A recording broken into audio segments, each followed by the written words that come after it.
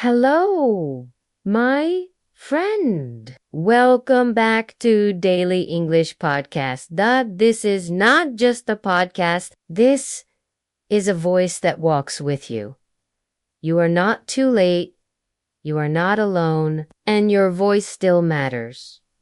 Take a breath, press play, and walk with us word by word. Let me tell you something simple, but powerful. You were not born to give up. You were born to try again, to rise after falling. That's the truth. When you were a baby, you didn't walk the first time you stood up. You didn't speak the first time you opened your mouth. You didn't understand the world the first time you looked at it. But did you stop? No. You kept going. One tiny step, one sound, one moment at a time. That's what this is about. Life, learning, love, language, dreams. It's never perfect, but it's always possible. You just need to keep moving. Let's say it together. Repeat after me. I will not give up. I will keep going. I am stronger than I feel. I am smarter than I believe. I am not done yet. Breathe. Feel those words. Let them sit in your heart. Because this isn't just about motivation. It's about memory. The memory of every time you stood back up. You see, giving up feels easy. It feels like silence, like walking away, like closing the book before the ending. But deep inside you, you want to stay? You want to try again? You want to believe that something good is still possible. And you're right. The people who change the world, they're not the ones who never fail. They're the ones who never stop showing up. There's a kind of power inside you. It's quiet, but real. It whispers, keep going. Even when everything else says stop, you know that voice. You've heard it before. And today, we're going to listen to it. Let's pause here. Close your eyes. Put your hand on your heart. Say softly, I'm still here, and I'm not giving up. That's your power right there. Not loud, but true. Sometimes people think that strong people don't cry, but real strength is when you cry and keep going. Real strength is failing the test and trying again. Real strength is standing on a shaky stage and speaking anyway. Have you ever done that? Then you are strong. You are powerful. And you are exactly where you need to be because this is your chapter. This is your time and this is your voice. Let's take a deep breath. Ready? Every person you admire, every author, every speaker, every teacher, every person who speaks English fluently once struggled. They once doubted themselves. They once looked at the mirror and said, maybe I'm not good enough. But they kept going. And that's why you know their name today. So let's ask something honest. How many times have you almost quit? Was it the day you didn't understand what someone said? The moment someone laughed at your mistake? The time you failed a test or felt too tired to study? We've all been there. We've all had that moment. That voice in our head saying, what's the point? I'll never get it. I'm too old. I'm too far behind. But let me tell you a secret. That voice, it's not you, it's fear. It's doubt. It's just noise, and you don't have to listen to it anymore. Instead, listen to the voice that says, I can, I will, I'm trying, because trying is winning. Every time you try again, you grow, you change, you become someone stronger. Let's say that again. Repeat after me. Trying is winning. I grow when I keep going. My effort is enough today. I don't need to be perfect. I just need to keep showing up. Breathe in and out. Let that truth stay with you. You see, you don't have to move fast. You just have to move forward. Step by step, word by word, day by day. Even if it's just 10 minutes today, even if you only learn one new word, even if you feel tired but still press play on this podcast, that's enough. You're not lazy. You're learning how to be consistent. You're not behind. You're on your own path. Let me tell you what no one told me when I almost gave up. You are not alone. You are not broken. You are not weak. You are growing, and growth takes time. Imagine this: a little seed in the ground. You can't see it. It looks like nothing is happening. But under the soil, it's changing. It's building roots. It's preparing to grow. That's you. Even if people can't see your progress, even if you can't feel it yet, you are growing. Don't rush. Don't compare. Don't give up. Say this with me. Repeat after me. My growth is quiet but real. I trust the process. I am becoming someone stronger every day. Even small steps matter. Pause. Breathe. Let your mind rest in that calm space. No pressure, just presence. You're doing better than you think. Because you're still here. You didn't turn this off. You didn't walk away. You stayed. You listened. You chose to believe again. And that is the definition of strength. Not the loud kind. Not the movie kind, but the real kind. The kind that keeps going. You don't need to be fearless. You just need to take the next step while you're still afraid. That's courage. Let's talk about courage now. Courage is not something big. It's something small, done again and again and again. Courage is sending one message in English even if your grammar isn't perfect. Courage is raising your hand in class, even if your voice shakes. Courage is asking for help, even if your pride feels hurt. That's what makes you strong. Not perfection, not performance, but persistence. Say it with me. Repeat after me. My courage is real. I choose progress over perfection. I will keep going even when it's hard. I believe in my strength. Now breathe again. Let that settle into your bones. You're not just learning English. You're learning life. You're learning how to be brave, how to get back up, how to find your voice.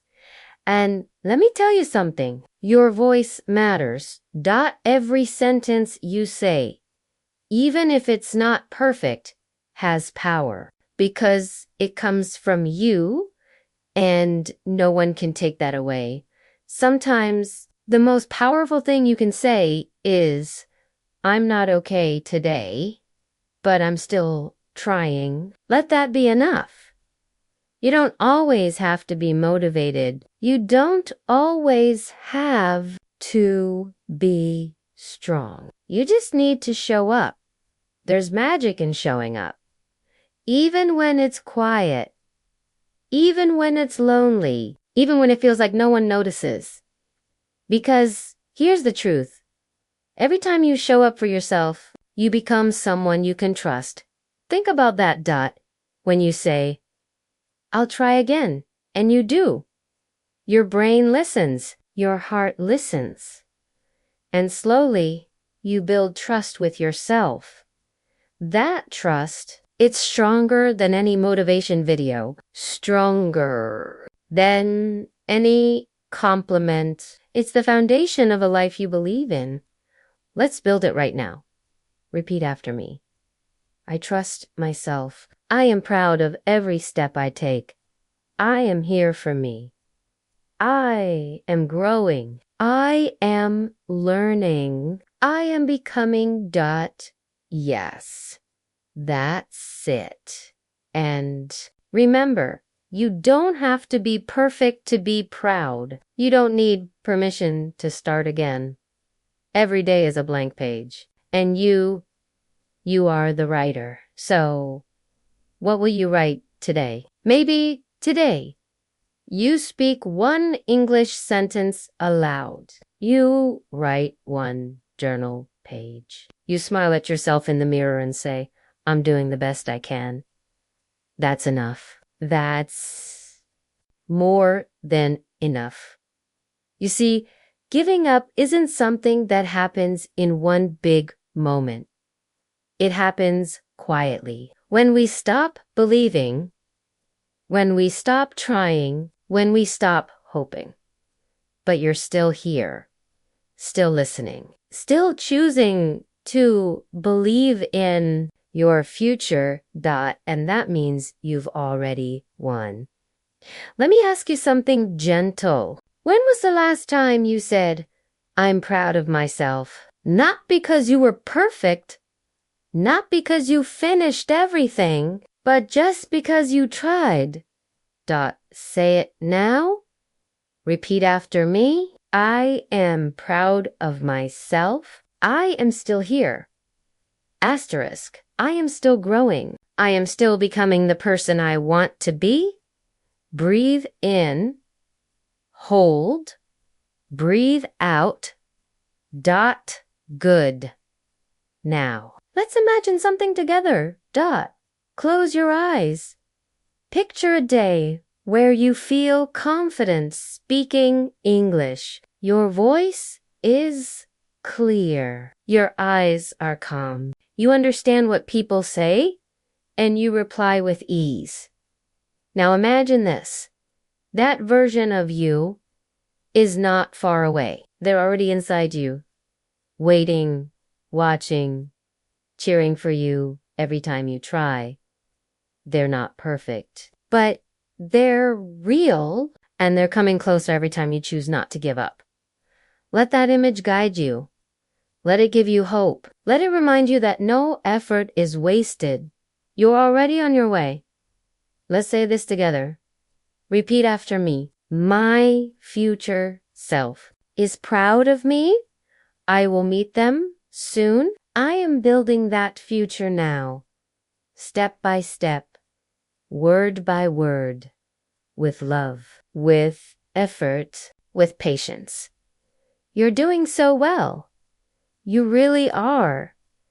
Sometimes we don't need more answers. We just need someone to remind us that we're not behind. We're not alone. We're not broken. We're just becoming, and becoming takes time. So don't rush. Don't compare. Just breathe and begin again. There's a lie that many people believe that if you're not good at something quickly, you'll never be good at it at all. That's not true. That's not real. Think of anyone who's good at anything. A dancer, a cook, a public speaker, an English teacher. They didn't begin perfect.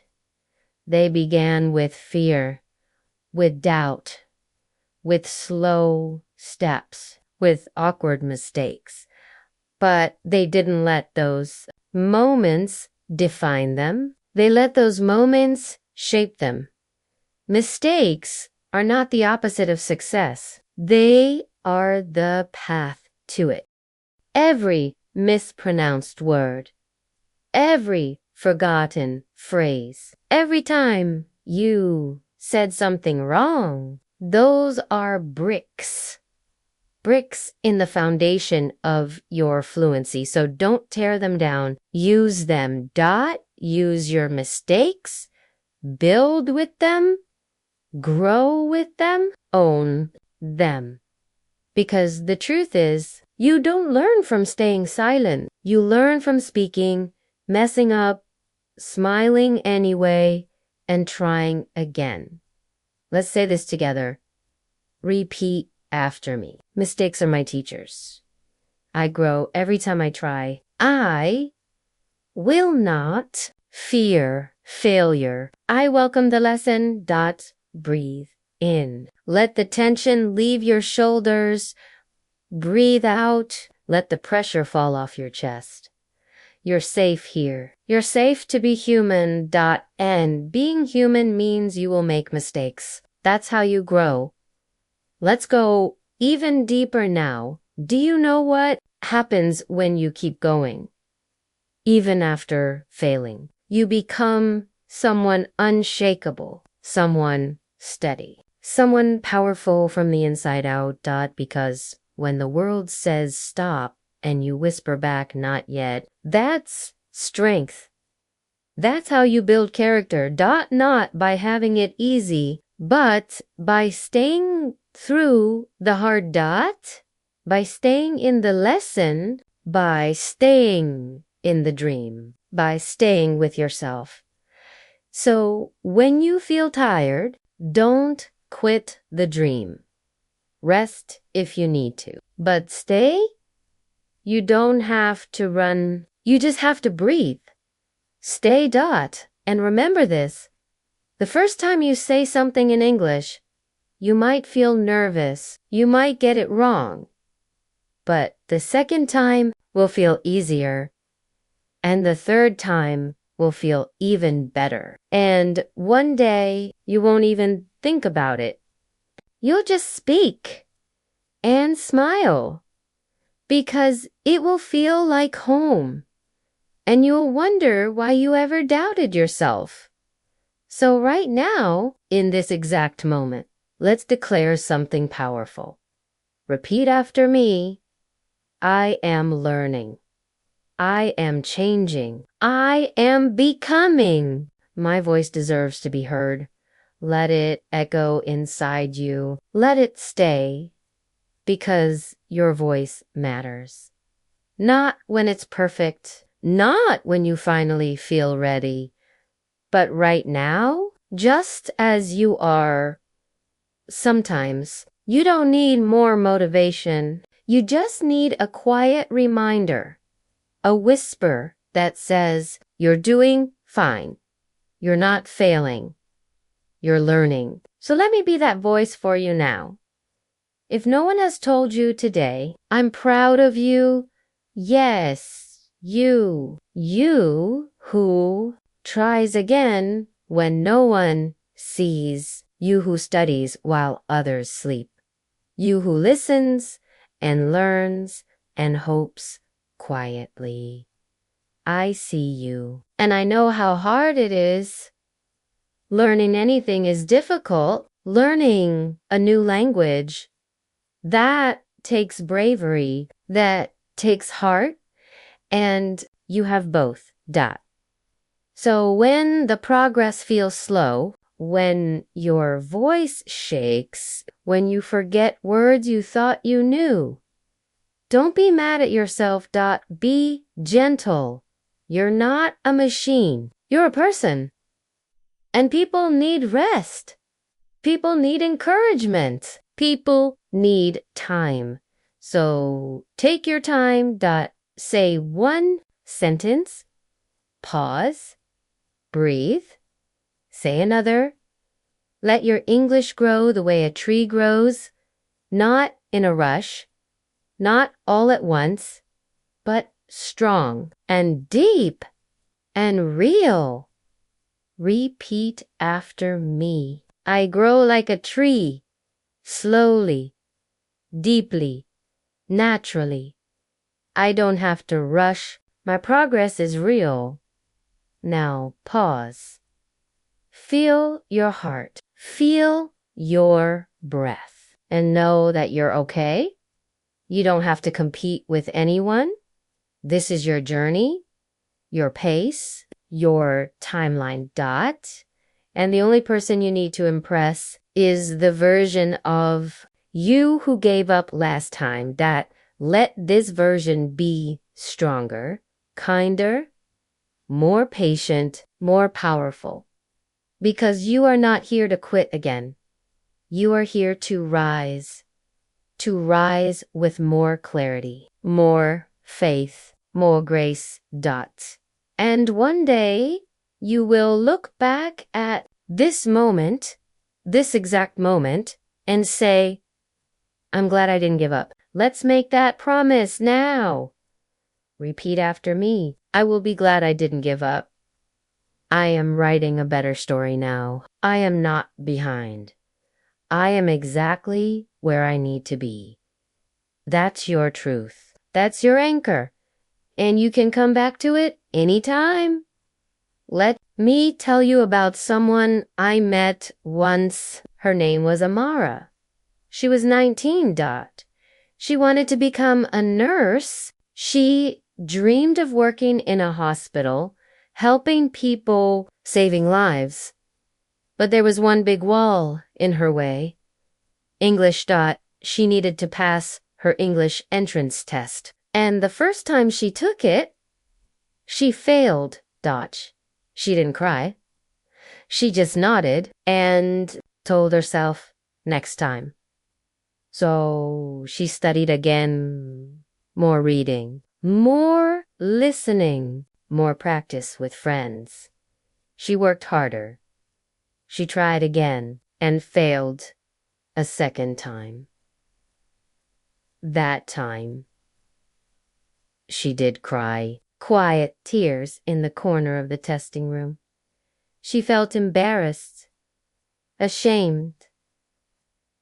Small dot, she said to herself, maybe this isn't for me. But then something changed. Her older brother, who barely finished high school, sat down next to her. He didn't speak much English, but he said one sentence that changed her life forever. He said, failing is not the same as finished. She looked up, wiped her tears, and made a decision. She would try one more time. But this time, she would not study just to pass. She would study to understand, to own her words, to feel them, to speak with her heart. And something happened. She stopped rushing. She slowed down. She read English poems aloud. She watched cartoons with subtitles. She repeated every sentence out loud dot. And the next time she took the test, she passed dot not with the highest score, but with the deepest pride, because she didn't give up. Today, Amara works in a clinic. She comforts patients.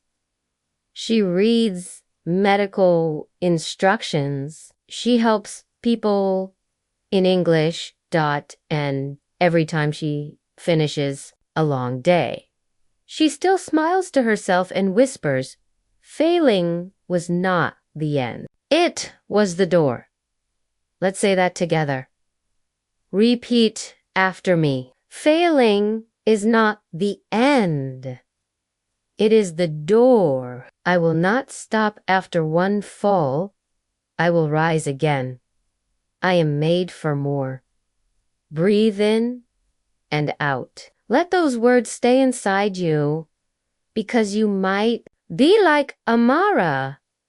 Maybe you failed something. Maybe you got rejected. Maybe you made a mistake in public. And maybe that moment made you feel like you don't belong. But you do. You belong here. In this story, in this journey, in this language, English is not just for smart people. It's not just for native speakers. It's not just for perfect students. It's for anyone with the courage to keep trying. That includes you. So keep trying. Keep speaking. Keep breathing through the fear, because on the other side of fear is freedom. His name was Daniel. He worked as a night cleaner at an office building. No one noticed him. He came in when others left. He swept floors, emptied bins, wiped tables. But Daniel had a dream. He didn't talk about it much. He kept it quiet. But inside, he wanted more. Not because cleaning was bad, but because his heart said, you can grow, you can become, you can learn. Daniel wanted to learn English, not just for better work, but for himself, so he could read books, speak freely, travel someday, maybe even teach.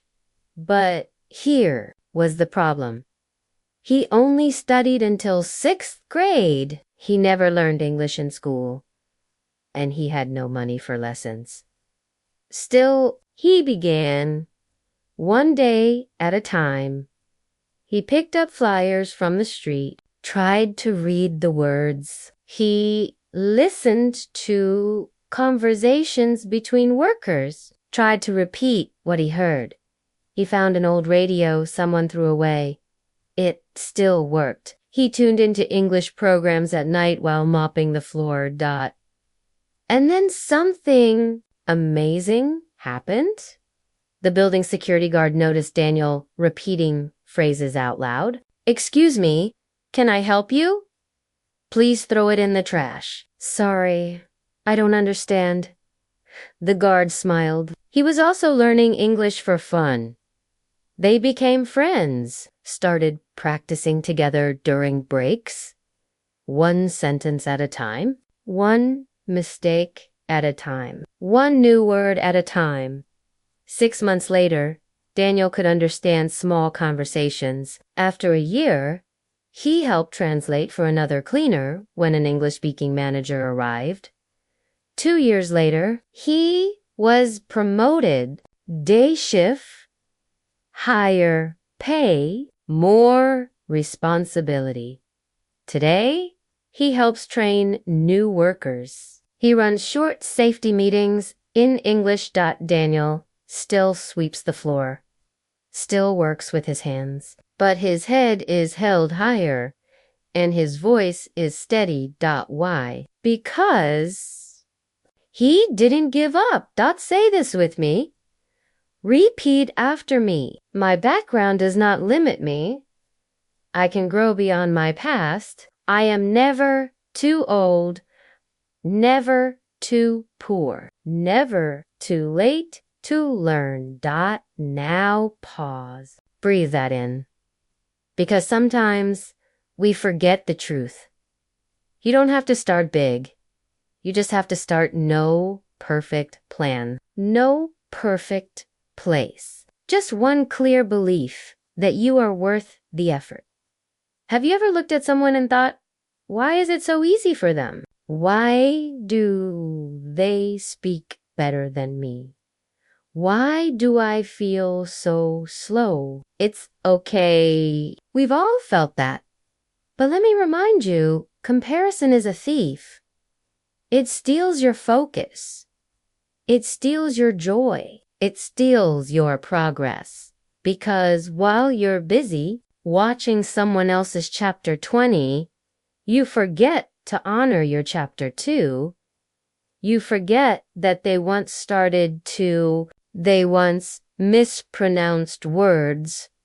They once sat quietly in fear. They once wondered if they were good enough, just like you do now, but they didn't stop. They kept going And that's why they're further. Asterisk. So instead of comparing your journey, celebrate theirs and stay on yours. You don't have to walk faster. You just have to keep walking. Let's say this together. Repeat after me. I release the need to compare. I walk my own path. My pace is still progress. My journey is still valid. I am not behind. Good. Let's pause. Let your mind soften. Letto. Your chest loosen. You are not in a race. You are in a relationship with growth. And growth doesn't rush you. It invites you. It waits for you. Every day. It says, let's begin again. So let's do that now. Right here, right now. Begin again. Forget how slow you feel. Forget who speaks better. Forget who started younger. And remember this.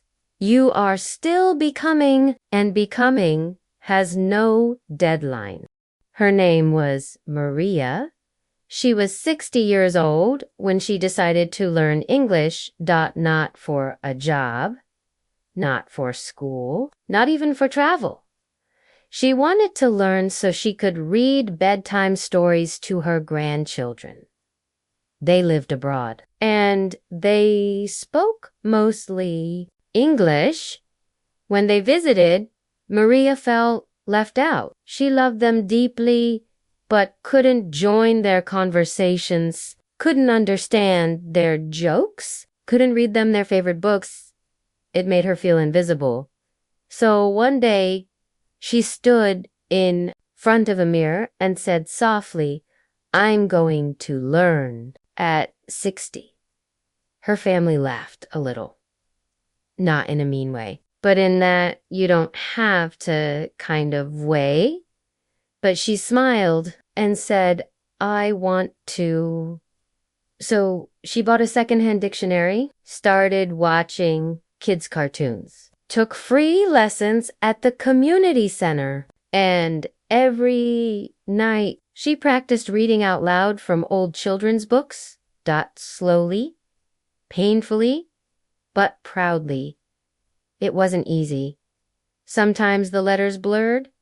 Sometimes the sounds confused her. Sometimes her tongue twisted in ways it never had before. But she kept going, and after 1 year, when her grandchildren came to visit, she sat them down, opened a colorful book, and read. Slow, but clear. Her granddaughter's eyes widened. Grandma, you're speaking English. Maria smiled, tears in her eyes, and said, Yes, darling, just for you. That night, she didn't just read a story. She became one. A story of courage, of late beginnings, of love that speaks. No matter the age. Let's honor her today. Repeat after me. It's never too late for me. My age does not define my future. I learn because I want to, and that is enough. Breathe. Let that truth settle. Because maybe you're not 60. Maybe you're 30. Maybe 17. Maybe 45. But if you've ever said, I'm too old to start now, then let Maria's story be your answer. You are not too old. You are right on time. There's a kind of strength that no one talks about. The strength to wait, to keep showing up even when nothing feels different. To keep studying when your scores don't rise, to keep speaking even when you still make mistakes. To keep trying when no one is clapping for you. That's real strength. It's not loud, it's not shiny, it's not shared on social media, but it's deep, it's steady, and it builds you from the inside out, because patience is power. Progress doesn't always look like a new certificate. Sometimes it looks like you choosing not to quit. Sometimes it's the way you understand a word you didn't understand last week. Sometimes it's the way you answer a question without thinking in your native language. First, small, invisible, but real. Let's celebrate that today. Repeat after me. My small wins matter. Invisible progress is still progress. I trust my growth. Even when I can't see it yet, breathe in. Hold it. Now breathe out slowly. You're doing better than you think. Because every word you listen to, every phrase you try to say, every time you stop yourself from quitting, you are building something strong, something beautiful, something called confidence. But here's the truth about confidence. It doesn't arrive all at once. It grows. Confidence is not a gift. It's a result of showing up, of practicing, of failing forward, of speaking, even when you shake. Every time you face your fear and speak anyway. Your confidence grows roots. You may not feel it, but it's there, becoming something powerful. Let's remind ourselves now. Repeat after me. Confidence grows from action. I don't have to feel brave to act brave. I will speak even when I feel nervous. I am building confidence. Now, yes, you are. And that confidence, it doesn't just help you speak English. It helps you live. It helps you walk into a room and not feel small. It helps you apply for jobs you once thought were out of reach. It helps you raise your voice when something matters. It helps you become the person you've always wanted to be. And it starts here with patience, with effort, with breath, with belief. There's a voice in your mind. It's with you all the time. Before you speak, after you fail, when you try something new, when you're alone with your thoughts. And that voice can be your greatest coach or your cruelest critic.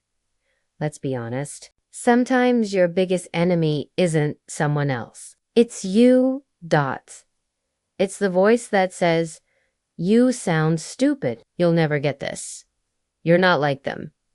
That voice isn't helping you. It's hurting you, and it's time to change it because you are not your fear. You are not your worst thought. You are not your mistakes. You are more. So let's train a new voice, one that speaks to you like a friend, one that lifts you up instead of tearing you down. Repeat after me. I am learning, and that is brave. I am trying, and that is enough. I am not perfect, but I am growing. I deserve kind words, even from myself. Now pause. Close your eyes if you want, and imagine that kind voice inside your mind, the one that says, don't worry, you're doing fine. I believe in you. You're not behind. You're becoming. That voice can live inside you every day, but you have to feed it. You have to protect it. You have to choose it again and again. You're going to make mistakes. Everyone does. But don't let your mistakes become your identity.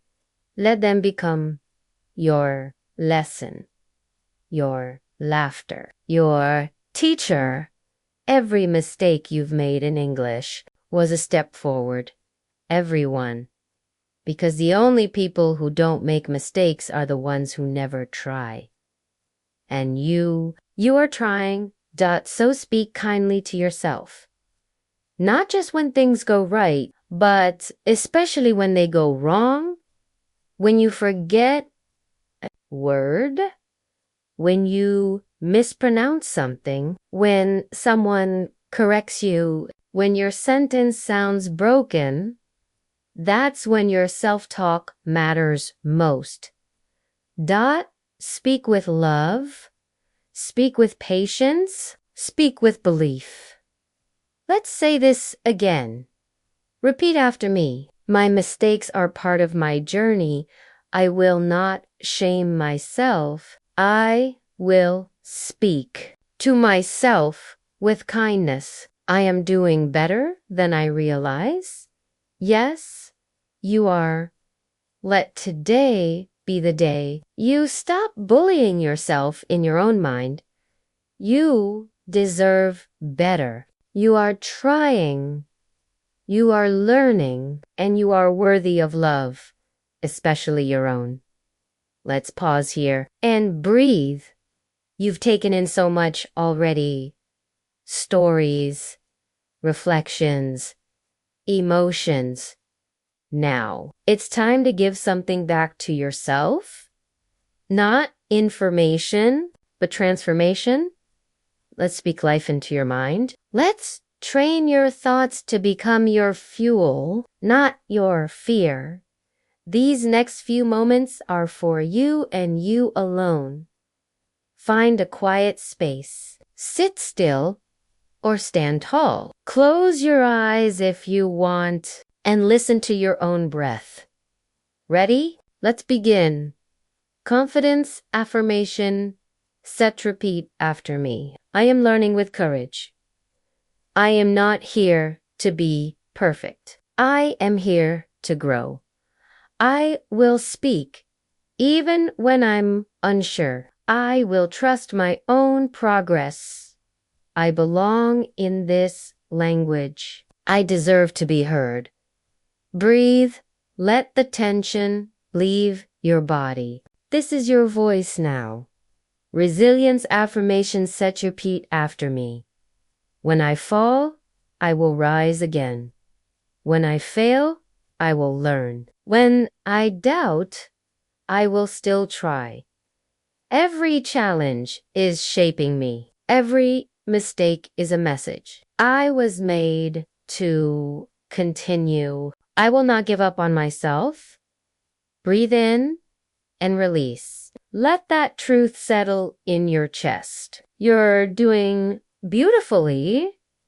Hope affirmation set your repeat after me. Better days are coming. My dreams are not too big. My time is not running out. I am exactly where I need to be. Small steps still lead to big change. I believe in what I cannot see yet. I am walking towards something beautiful. Now breathe again and smile if you can. Even just a little. You are not stuck. You are unfolding. Be patient with yourself. Identity affirmation set repeat after me. I am not my past. I am not my fear. I am not my mistakes. I am learning who I am. I am building a stronger version of me. I am allowed to change, and I will grow into someone I'm proud of. Breathe deep. Feel the space you're creating inside. It's real, and it belongs to you. That's what this is all about. Becoming more patient, more forgiving, more steady, more proud. Let today be a turning point, not because everything suddenly feels easy, but because you've decided I'm worth the effort. Yes, you are worth the effort. And I'm proud of you for staying this long. You didn't quit. You kept listening. You kept breathing. You kept believing. That is the heart of never giving up. His name was Arjun. He was 24, and for most of his life, He believed he was stupid, not because he was, but because of how people treated him.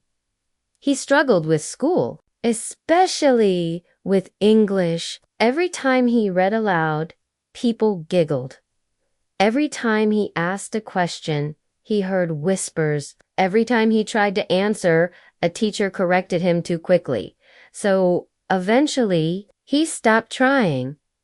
He told himself, I'm not smart. I'm not good with language. I'll just do physical work forever. And that's what he did. He became a delivery driver. He learned the roads. He followed orders. He didn't complain. But deep down, there was still a small voice in him. It said, what if you tried again? What if you're not stupid? What if you're just hurt? One night, after a long day of deliveries, he sat in his room, tired, dusty, quiet. He picked up an old children's book he found near a bus stop, and he began to read very slowly, whispering the words, sometimes getting stuck, but not stopping. That night, he didn't feel smart, but he felt something new. He felt honest. He wasn't reading for school. He wasn't reading for a test. He was reading for himself because he wanted to believe that he could grow. And from that day on, he did it every night, just 10 minutes. No apps, no rules, just his voice and the page. After 6 months, he read his first full story without stopping. After 1 year, he watched an entire movie with subtitles and understood most of it after 2 years. He joined a night class and sat in the front row. He wasn't fast. He wasn't fluent, but he was proud. And the most beautiful part, he now helps other young workers learn basic English so they don't feel like he did alone. Afraid and ashamed that he tells them, you're not broken. You're just beginning. And today, I'll say the same to you. Repeat after me. I am not broken. I am just beginning. It's okay to start small. My pace is mine, and I will not give up. Yes. You are not behind. You are beginning. There is no shame in being a beginner. Beginners are brave. Beginners are builders. Beginners become experts step by step, just like Arjun, just like you. Does like you eat that? Let me ask you something real. Have you ever wanted to speak English but felt frozen? Your heart beats fast, your mouth opens, but no words come out. Your thoughts race. What if I say it wrong? What if they don't understand me? What if they laugh? That moment, right there, is when most people give up. They stay quiet. They smile and nod. They choose silence because silence feels safer than shame. But silence doesn't build confidence. Speaking does, even when it's shaky, even when it's slow, even when your voice trembles. Confidence isn't the absence of fear, it's action with fear. So the next time your heart beats faster, the next time your hands feel sweaty, the next time you hear the voice in your head saying, don't say it anyway. One word, one sentence, one breath. Because the only way to get better at speaking is to speak. You don't wait for confidence. You speak your way into it. Repeat after me. I can speak even when I feel afraid. My voice is more important than my mistakes. Every time I try, I grow. It's okay to be nervous. I will speak anyway. Now breathe. Let that fear become fuel. Let your breath carry your courage. You're not the only one who feels this way. Many fluent speakers still feel nervous sometimes. Even native speakers say the wrong words. The difference is they don't stop, and neither should you. When you stay present, when you stop overthinking, you become free. You don't need to say everything perfectly. You just need to say something honestly. Even a simple sentence like, I'm learning. Please speak slowly. Can open a door, can begin a connection, can show your courage. So speak, even if your voice is soft, even if it's not perfect, because your voice matters more than your fear. Let's say it again. Repeat after me. My fear will not control me. I am stronger than my nerves. Speaking makes me free. Mistakes make me real. I am learning and I will not give up. Yes. That's it. Confidence is not something you find. It's something you create. Every time you choose to speak, you're building it from the inside out. There's something quiet that can change everything. It doesn't cost anything. You don't need a teacher to learn it. You don't need perfect grammar to use it. It's called gratitude. Gratitude isn't just saying thank you. It's seeing what you do have instead of focusing only on what you don't. It's looking at your journey and saying, I may not be fluent yet, but I understand more than I did last year. I still make mistakes, but I'm not afraid to try anymore. I'm not where I want to be, but I've already come so far. Gratitude doesn't ignore your struggles. It just reminds you they're not the whole story. There is still beauty in the trying, still strength in the waiting, still progress in the silence. Let's take a moment to feel that right now. In this very moment, can you find something about your English journey to be thankful for? Maybe you finally understood a word today. Maybe you listened to an entire podcast in English. Maybe you had the courage to say hello to someone. Small things, but not small at all. They matter. You matter. Your journey matters. Let's speak it aloud. Repeat after me. I am grateful for my progress. I am proud of how far I've come. I honor the small wins. Gratitude gives me energy to keep going. I see the good in my journey. Now, breathe in. Let it fill you. Breathe out and feel the tension leave. Because when your mind focuses on what's working, you create space for more good to grow. You stop fighting with yourself. You stop rushing. You start listening. And suddenly you feel lighter, stronger, ready again. Not because the path is easier, but because you are. So when you feel tired, when you feel behind, when you want to give up, pause, and ask yourself, what can I be thankful for today? Maybe it's the fact that you didn't quit. Maybe it's the fact that you're still listening right now. Maybe it's your desire to become better. That alone is a gift. Say this with me. Repeat after me. I am still here. That means I'm still growing. I don't need to be perfect to be proud. I am thankful for the strength I have today. Let that truth echo inside you. Because no one else knows how hard you've worked to stay here. But you do. And that matters. There's a secret that most people ignore. a key that unlocks real growth.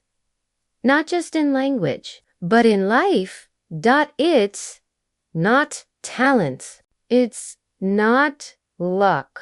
It's not being born into the right place. It's something much simpler, something more powerful.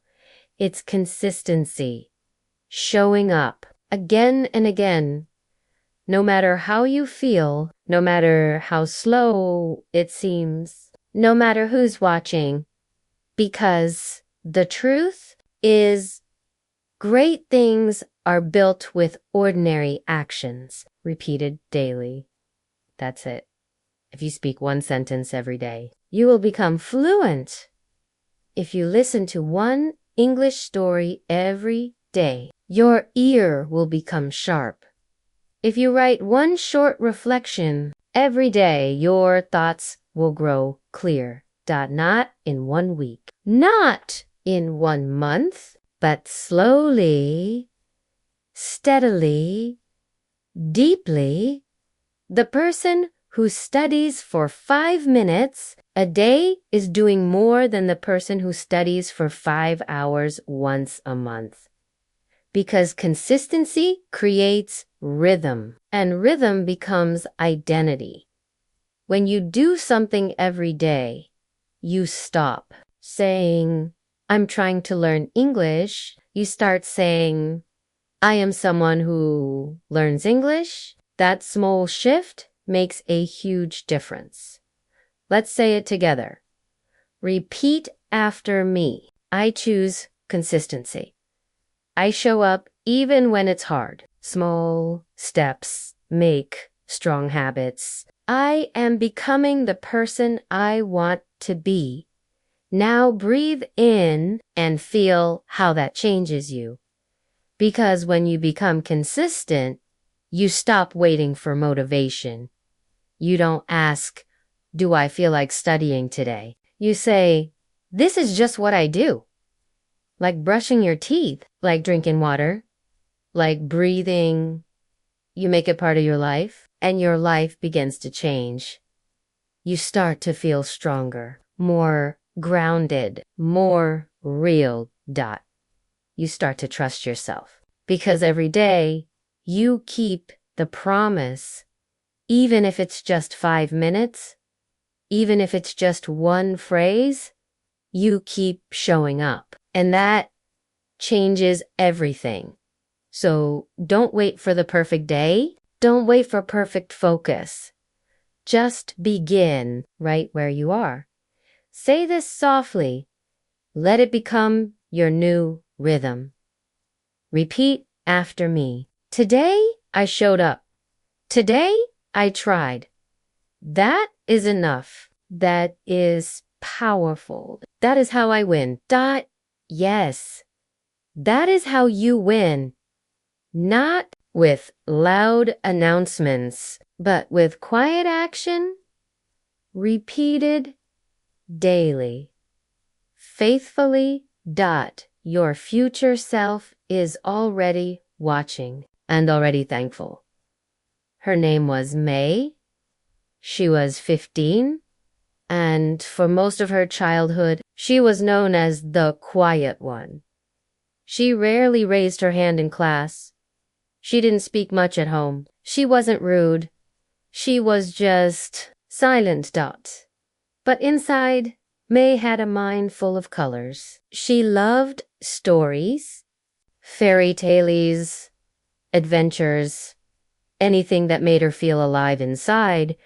She just didn't know how to say them out loud, especially not in English. In school. She avoided speaking activities. Her voice would shake, her hands would sweat, her mind would go blank. Other students seemed confident, fast, funny. Free. May felt slow, careful, afraid. But one day, a new English teacher gave an assignment. Write a short story in English, she said. You can share it with the class if you want to. May almost didn't do it. She thought about pretending to forget. She thought about skipping class. She thought about giving up, asterisk, but something in her said, try. So she sat down and began writing one sentence. Then another and another. She wrote about a bird that lost its voice, but still learned to fly. The story wasn't perfect. The grammar was messy. The spelling wasn't great, but the heart was strong. When it came time to share, May stood up. Her voice was small. Her hands trembled. But she read, word by word, line by line. And when she finished, the room was silent. And then one student clapped. Then another. Then everyone. No one laughed. No one teased. No one rolled their eyes. Because May had done something brave. She didn't speak perfectly, but she spoke honestly. And that honesty touched something real. From that day on, May still stayed quiet. But she wrote more and read more. And slowly, she started speaking more. One day, she even told her own story without paper. And now she mentors younger students who feel too shy to speak. She tells them, you don't have to be loud to be brave. You just have to be real. And maybe that's what you need to hear too. You don't have to be loud. You don't have to be fast. You don't have to be funny or fluent or perfect. You just have to be real. And keep showing up. Let's speak it now. Repeat after me. I don't need to be loud to be brave. I can speak with honesty. My voice matters, even when it shakes. My story deserves to be heard. Yes. Even when your voice is small, your courage is big. So speak. Even softly. Even slowly. Even scared, because the world doesn't need perfect speakers. It needs honest ones, and you are already becoming that. Let me tell you something that no one else may have said to you. Your voice matters, not just the words you speak, but the feeling behind them, the truth inside them, the strength beneath them. Your voice is not just sound, it's a signal to the world that you exist, that you have something to say, that you are worth listening to. And when you speak English, when you try, when you struggle, when you rise, you're not just learning a language, you're learning how to respect yourself. Because every time you say, I want to communicate, you're really saying, I believe my thoughts are valuable. Every time you ask someone to slow down, you're saying, I deserve to understand. Every time you say a new phrase, even if it's not perfect, you're saying, I am growing, and that matters. This journey isn't just about grammar or pronunciation. It's about identity. It's about knowing you are allowed to speak, allowed to be heard, allowed to make space in the world using your own words. And yes, English is hard, but you are brave, and brave people speak anyway. Say this with me. Repeat after me. My voice has value. I speak because I matter. Every word I say is part of my growth. Speaking English is my act of self-respect. Now breathe in and feel that truth sit in your body. Because sometimes we wait for others to tell us we're allowed to speak. We wait for someone to invite us, to say, you're ready now. You're good enough now. You may speak now. But what if you stopped waiting? What if you gave yourself permission? What if you stood up, looked in the mirror, and said, I don't need perfect? words to have a voice. I already have one. Let's try it together. Repeat after me. I don't need permission to speak. I already have a voice. It may not be perfect, but it is mine. And that is enough. Yes, that is enough. You are not invisible. You are not voiceless. You are not too quiet, too late, or too small. You are here, and your words matter. Let's talk about a word that makes many people feel small. Fluency. We hear it everywhere. Are you fluent? She's fluent. I want to be fluent. But what does it really mean? Does it mean no grammar mistakes? Does it mean sounding like a native speaker? Does it mean using big words quickly? Maybe not, because some people speak English with perfect grammar, but no confidence. They know the rules, but they don't speak with heart. And some people use simple words, short sentences, but they speak clearly, bravely, kindly. And that is fluency too. Fluency isn't about sounding like someone else. It's about sounding like yourself without fear. It's about being able to say what's in your heart without freezing, without hiding, without shame. It's not perfection. It's permission. The permission to be real, to express, to connect, to keep going. Say this softly with me. Repeat after me. Fluency is not perfection. Fluency is freedom. I speak to connect, not impress. I am already more fluent than I think. Now breathe in and let that truth comfort you, because the world doesn't need more perfect speakers. It needs more honest ones. And you are already on your way. So next time someone asks, "Are you fluent in English?" Smile gently, and say, "I'm fluent in effort. I'm fluent in progress, and I'm getting better every day." That answer is more than enough, because your journey is not measured by tests. It's measured by courage. So don't be afraid of fluency. Redefine it. Let it mean this. I can express myself my way. I am free to speak, even if it's not perfect. I'm growing, and that's beautiful. Say this again. Repeat after me. Fluency is my freedom. My words don't have to be perfect. They just have to be real, and I will speak them proudly. Yes, that is your fluency, and no one can take it from you. Not every day will feel good.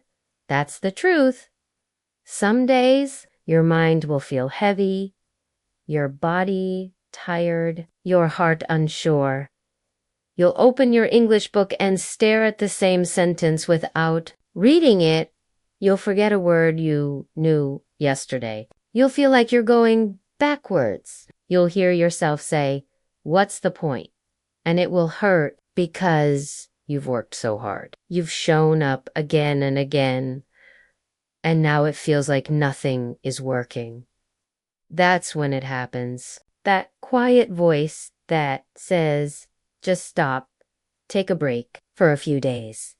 Maybe you're not good enough." But here's what most people don't realize. Your biggest growth happens on the days you want to quit. But don't that moment when you feel weak but still show up. When you feel small but still whisper, "I'll try." That is not failure. That is power. Because success isn't built on perfect days. It's built on hard ones, messy ones, lonely ones, silent ones. It's built in the shadows when no one's watching. That's when you become strong. That's when you decide who you are. So the next time a bad day comes, don't run from it. Don't fight it. Just Be gentle and stay with yourself. Stay with your dream. Stay with your English. Even if it's just one word, even if it's just 5 minutes, even if it's just sitting quietly saying to yourself, I'm not giving up, because that is everything. Let's speak it now. Repeat after me. I will not give up on my bad days. Even when I feel slow, I am still growing. Even when I'm tired, I will not quit. My hardest days shape my strongest self. Now breathe. Let your shoulders drop. Let the pressure melt. You don't have to fight every bad day. You just have to stay through it with gentleness, with breath, with patience, because the sun will rise again, and so will you.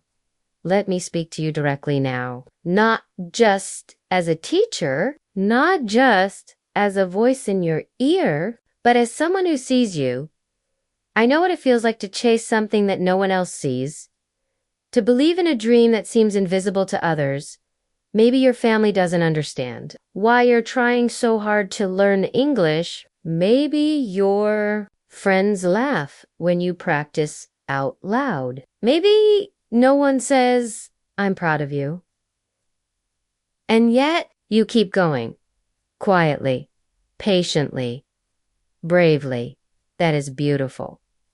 That is powerful. That is enough, because your dream, whatever it is valid. It matters, and it is worth fighting for. Maybe you want to travel. Maybe you want a better job. Maybe you want to tell your story in another language. Maybe you just want to feel seen, heard, free. Whatever it is, hold on to it, even when the progress is slow. Even when you feel alone. Even when the world says, just stop. Keep going. Because no one else has your voice. No one else has your story. No one else has your dream. And the world is waiting for it. Let's say this together. Repeat after me. My dream is real, even if no one else sees it yet. I will protect it. I will water it. I will walk toward it every day. Yes. Let that sink in. Breathe it in, because your dream is your light. Don't let anyone turn it off. Not fear, not doubt, not time, not comparison. Keep it burning. Even if it's small, even if it flickers, even if it's just one warm flame in a cold world, it is yours, and it is enough. Let's keep going.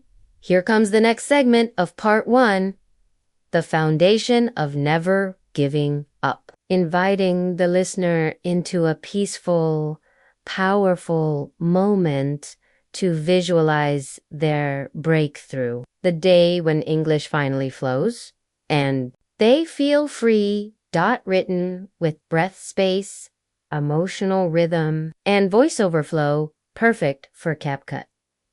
Close your eyes for a moment, just for a few seconds, and picture this. You're sitting at a cafe, maybe in your city, maybe somewhere far away, a place you always dreamed of visiting. Someone walks up to you, smiles, and asks you a question in English, and without panic, without fear, you smile back and answer, Your voice is calm. Your words are clear. You're not perfect, but you're connected, The conversation continues. You laugh, you listen, you respond, you feel free, not fluent like a textbook. Fluent like a river, fluent like real life. You are in the moment. You are in your power. You are in your voice. Can you see it? Can you feel it? Can you believe it's possible? Because it is. That moment is not just a dream. It's a direction, a promise. And every single effort you make today is bringing that moment closer. Every phrase you repeat, every sentence you write, every mistake you learn from, every time you whisper, I'm not giving up. It's all building that moment. Let's say it together. Repeat after me.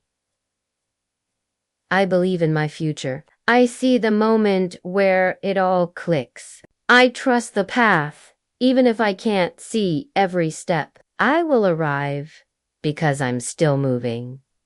Breathe in. Let that vision live inside you. Breathe out. Let it stay. That moment is yours. It may take time. It may take tears, but it's waiting for you, and you are already on your way. Let's be honest. Sometimes the hardest person to forgive is yourself. You think about the time you gave up, the lessons you skipped, the fear you let win, the years that passed without progress. And deep down, you feel ashamed. You tell yourself, I should have tried harder. I wasted too much time. I'm too far behind now. But let me tell you something you might not have heard before. You are allowed to forgive yourself. You are allowed to say, yes, I fell behind, but I'm still worthy of learning. You are allowed to say, yes, I was scared, but I'm still brave for coming back. You are allowed to say, yes, I quit before, but I'm not quitting now. You are not the same person you were back then. You've grown. You've returned. You've chosen to begin again. That matters. That's everything. So today, give yourself a little grace. Give yourself a little peace. You don't have to carry the past on your back anymore. You can set it down and start from where you are, right here, right now. Say with me. Repeat after me. I forgive myself for quitting before. I forgive myself for being afraid. I forgive myself for waiting too long. I choose to begin again with love, not shame. Breathe in and release. Let the heaviness melt. Let your heart soften, because there is no perfect timeline.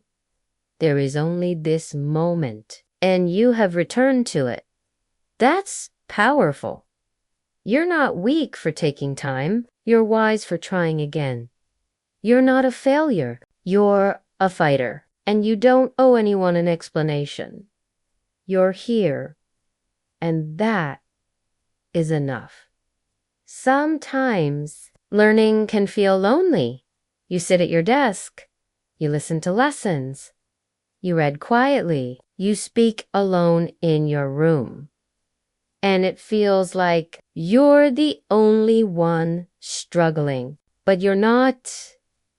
You are not alone right now. There are people in every country, in every city, in every small village, learning English, whispering words under their breath, repeating phrases in front of mirrors, watching videos with subtitles, listening to podcasts with hope in their hearts.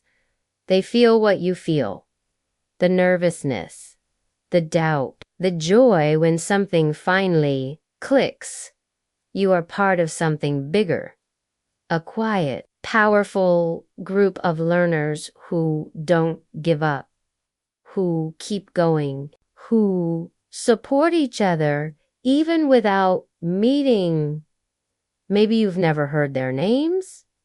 Maybe you'll never meet, but they're with you in this journey, in this moment, in this language.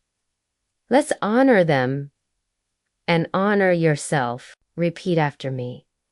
I am not alone.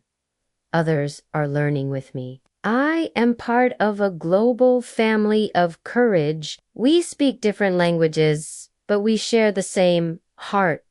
Breathe in and feel that connection. There is comfort in knowing that others are walking this path too. When you make a mistake, someone else has made it too. When you feel behind, someone else feels the same. When you feel proud of your progress, someone else is cheering with you. We are all walking together. Different shoes, different speeds, same direction. So don't isolate yourself in shame. Don't believe the lie that you are alone. You are not. And if no one has said it to you today, I'll say it now. I'm proud of you for trying, for continuing, for showing up today. Let's speak it softly. Repeat after me. I am supported. I am seen. I am part of something meaningful. And I am not alone on this journey. Yes, feel that. Let it carry you forward. You don't have to do this by yourself. There are voices out here, including mine, that believe in you. Take a moment. Look back with me. At everything you've been through, not just in English, but in life. The times you wanted to speak but stayed silent, the days you felt too small to keep going, the nights you studied while the world slept. Look at that person, that version of you. They were tired, but they showed up. They were afraid, but they tried anyway. They didn't know where this would lead, but they kept walking. That person is you. That person is strong. That person is enough. You may not be where you want to be yet, but you are not who you used to be either. You've grown. You've changed. You've learned to stand in discomfort and still breathe, still speak, still hope. And now you're here, not by accident. Not by luck, but by choice. You chose not to quit. You chose to believe again. You chose to begin again. And I hope you see how powerful that is, because in the end, this journey is not about grammar. It's not about perfect pronunciation. It's not about impressing others. It's about you believing in yourself again. It's about you saying, I matter. My voice matters. My future matters. And you're already becoming the person who speaks with heart, who listens with courage, who lives with purpose. So take one more breath. Place your hand on your chest and say this slowly. Repeat after me. I am proud of myself. I am stronger than I was. I am still becoming. I am not giving up. This is only the beginning. Yes, you said it and you meant it. And I'll say this one last time. Before we end this first chapter, I believe in you and your journey is just getting started.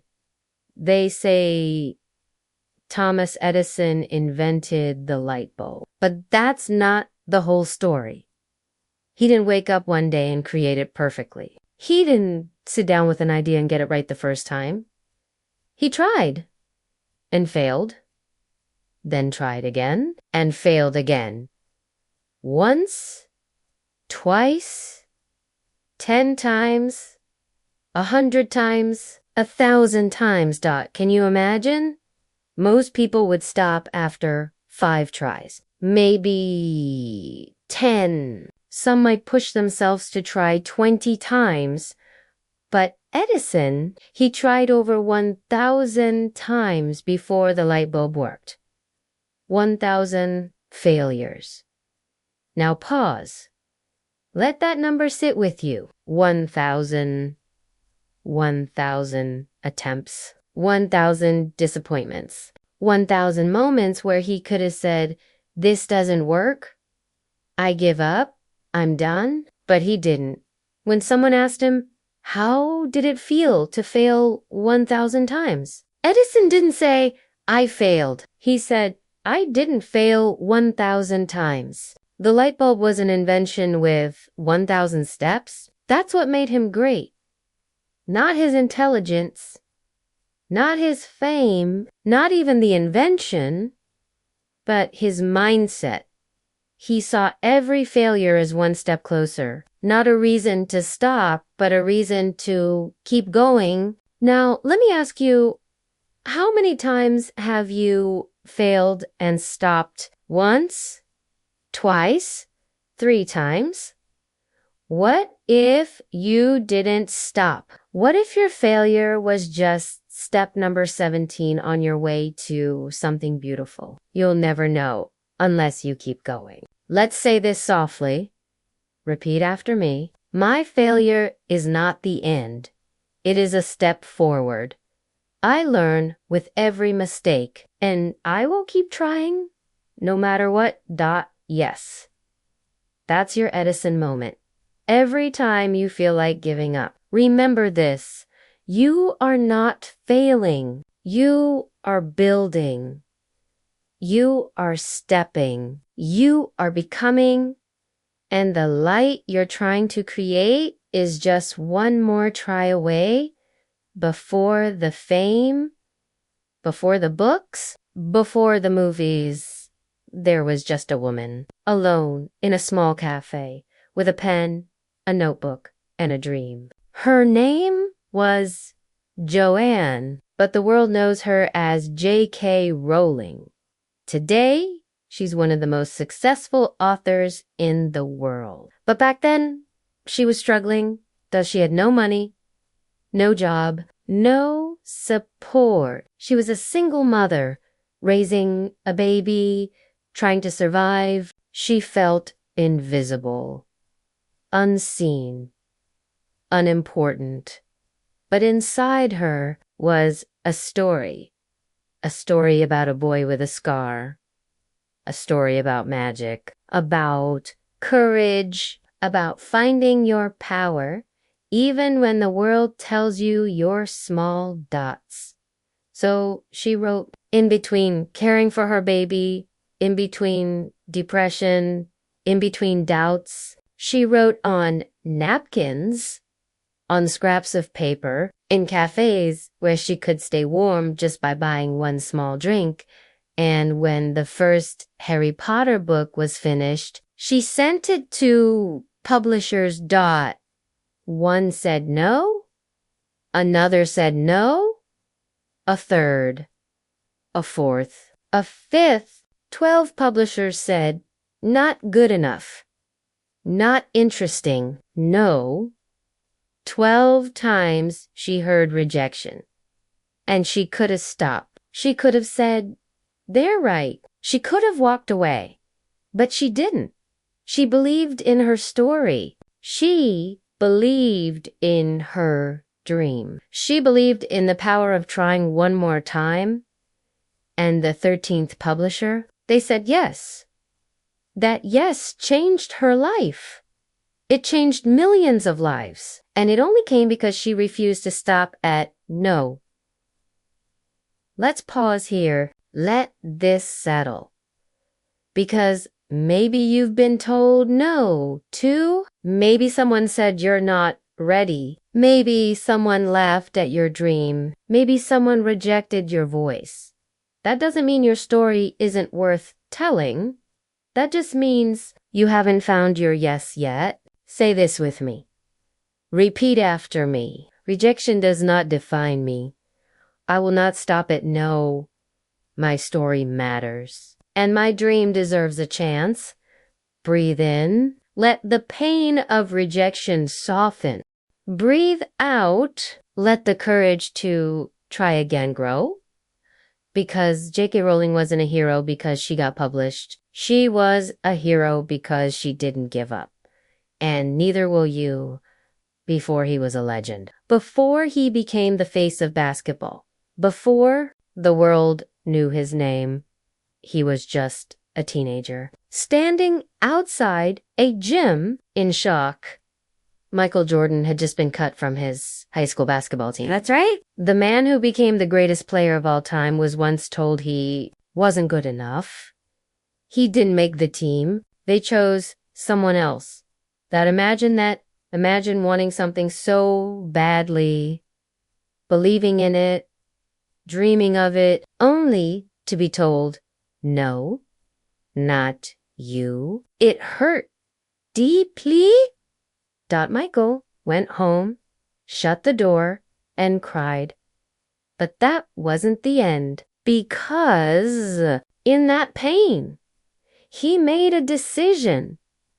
He could give up or he could grow. He chose to grow. He trained harder.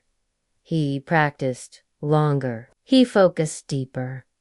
He turned rejection into fuel, into fire, into focus. And over time, he didn't just make the team, he became the best. Years later, when people asked him about success, he didn't talk about the championships first. He talked about the failures. He said, I have missed more than 9,000 shots in my career. I have lost almost 300 games. On 26 occasions, I was trusted to take the game-winning shot. And I missed. I have failed over and over and over again in my life. And that is why I succeed, because he understood something most people don't. Failure is not the opposite of success. It's part of it. Let that truth settle. Because maybe you've been cut to maybe not from a team, but from a job, a chance, a dream. Maybe someone said, you're not ready. You're not enough. You're not it. But that doesn't mean you stop. That means you rise, just like Michael did, just like you can. Let's speak this together. Repeat after me. I am not defined by rejection. I turn failure into fuel. I grow stronger after every fall. I will keep going because I'm not done yet. Now, breathe. Let your heart hear those words. Because greatness doesn't come from avoiding mistakes. It comes from refusing to quit after you've made them. His name is Nick. And from the moment he was born, people said the word impossible. No arms, no legs, just a small body. And a future that most people couldn't imagine. They looked at him and thought, he won't be able to do anything. He'll need help forever. He'll live in the background. But Nick, he had a different plan. Yes, he struggled. As a child, he was bullied, ignored, pushed aside. He looked around and saw other kids playing, running, holding hands, doing everything he could not do. And for a while, he believed what the world said, that he wasn't enough. He cried alone. He asked, why me? He even thought about ending his life. But something inside him whispered, you still have something to give. That whisper became a voice, and that voice became a mission. Nick decided that he would live, not just survive, but live fully. He taught himself to write, type, swim, surf, even play sports, all without arms or legs. He learned to do more than many people with full bodies ever try. And then he did something extraordinary. He began speaking on stages in schools across the world. He told people, if I can get up without limbs, you can get up from anything. He said, If I fail, I try again and again and again.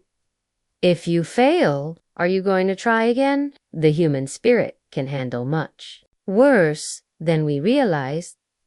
It matters how you finish. Are you going to finish strong? That message reached hearts everywhere. Because Nick isn't just a story of survival, he's a story of strength. A reminder that limitations are real, but they don't have to define you. Your heart can go further than your body ever could. Let's say this together. Repeat after me. I will not be limited by my challenges. I will rise again and again. I will finish strong. I am capable of more than I imagine. Now breathe, feel that power settle inside you. Because if Nick, without arms or legs, can speak, lead, travel, and inspire, then you, with your voice, your heart, your pain, your courage, you can do something extraordinary too. Don't wait for perfect conditions. Begin now, just as you are, because that is already enough. His name was Sam. He worked as a janitor in a tall office building downtown. He cleaned floors, emptied bins, wiped glass doors. Always quiet, always in the background. Most people never asked his name. They just walked past him, heads down, phones in hand, too busy to notice the man with the mop. But Sam noticed everything. He noticed how they spoke, how they moved, how they smiled when they got promoted, how they sighed when meetings ran long. And most of all, he noticed their English. It wasn't just a language, it was access, it was confidence, it was opportunity. Sam couldn't speak much English. Not yet. He came from a small village, left school at 14, moved to the city for work. And now, after 10 years of mopping floors, he knew something had to change.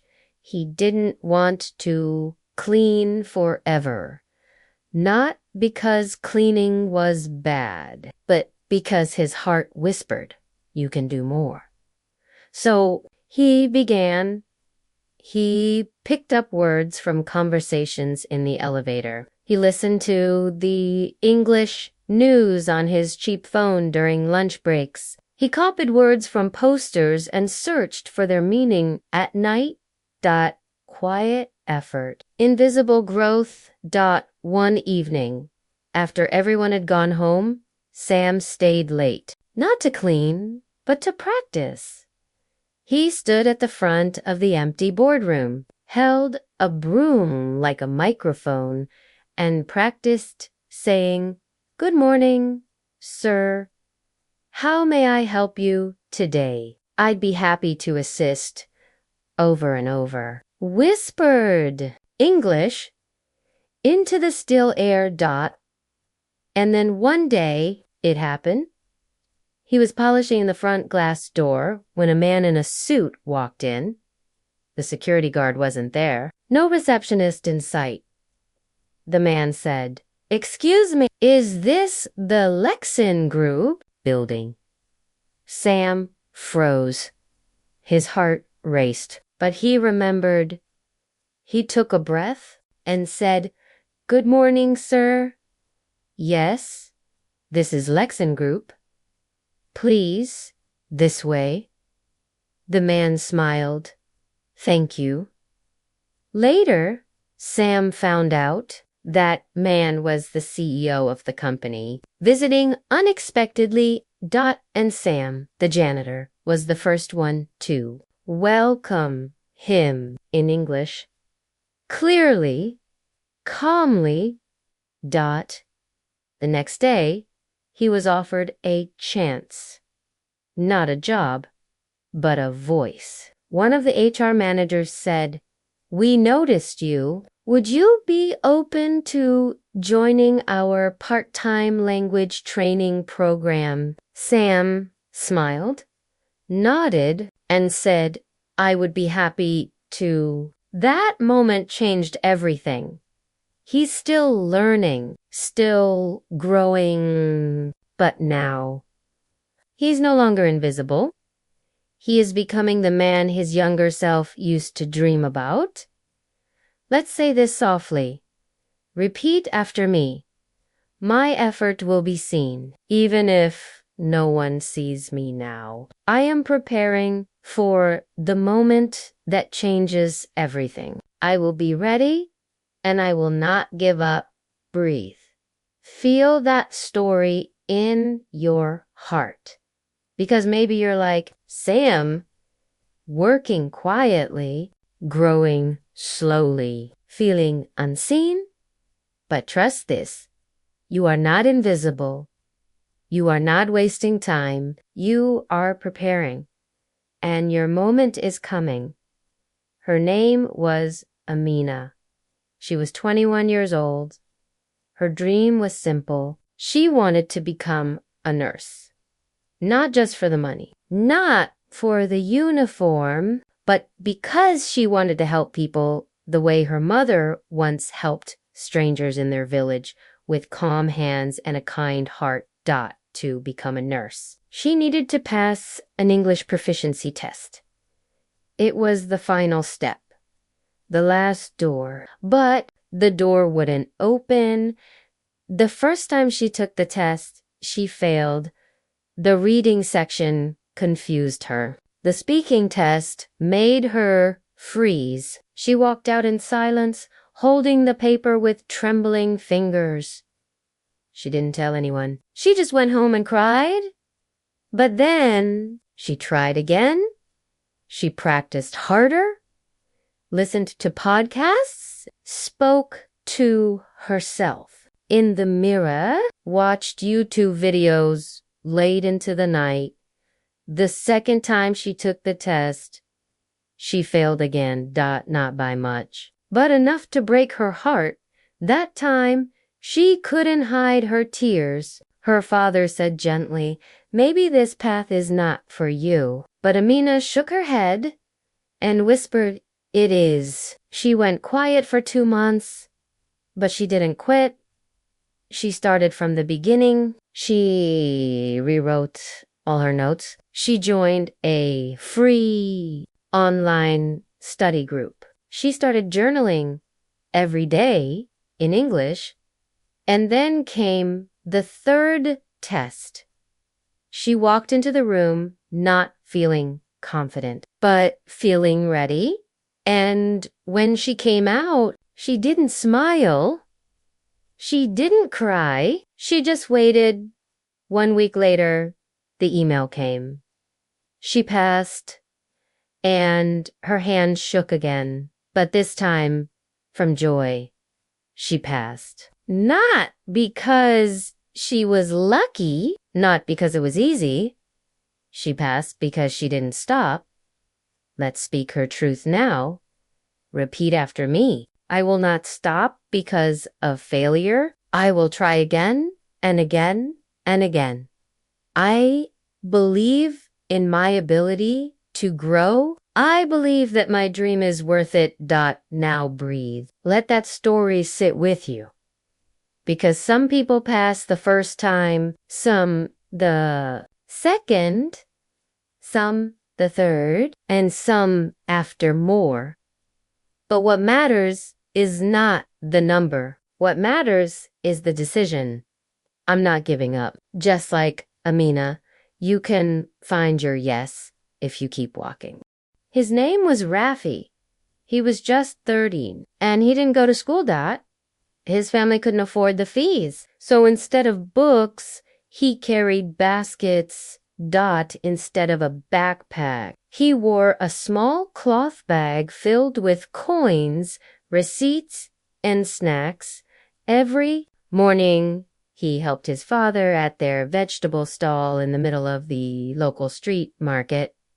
Hot sun, dusty ground, noisy cars, shouting vendors, laughing customers. Dots.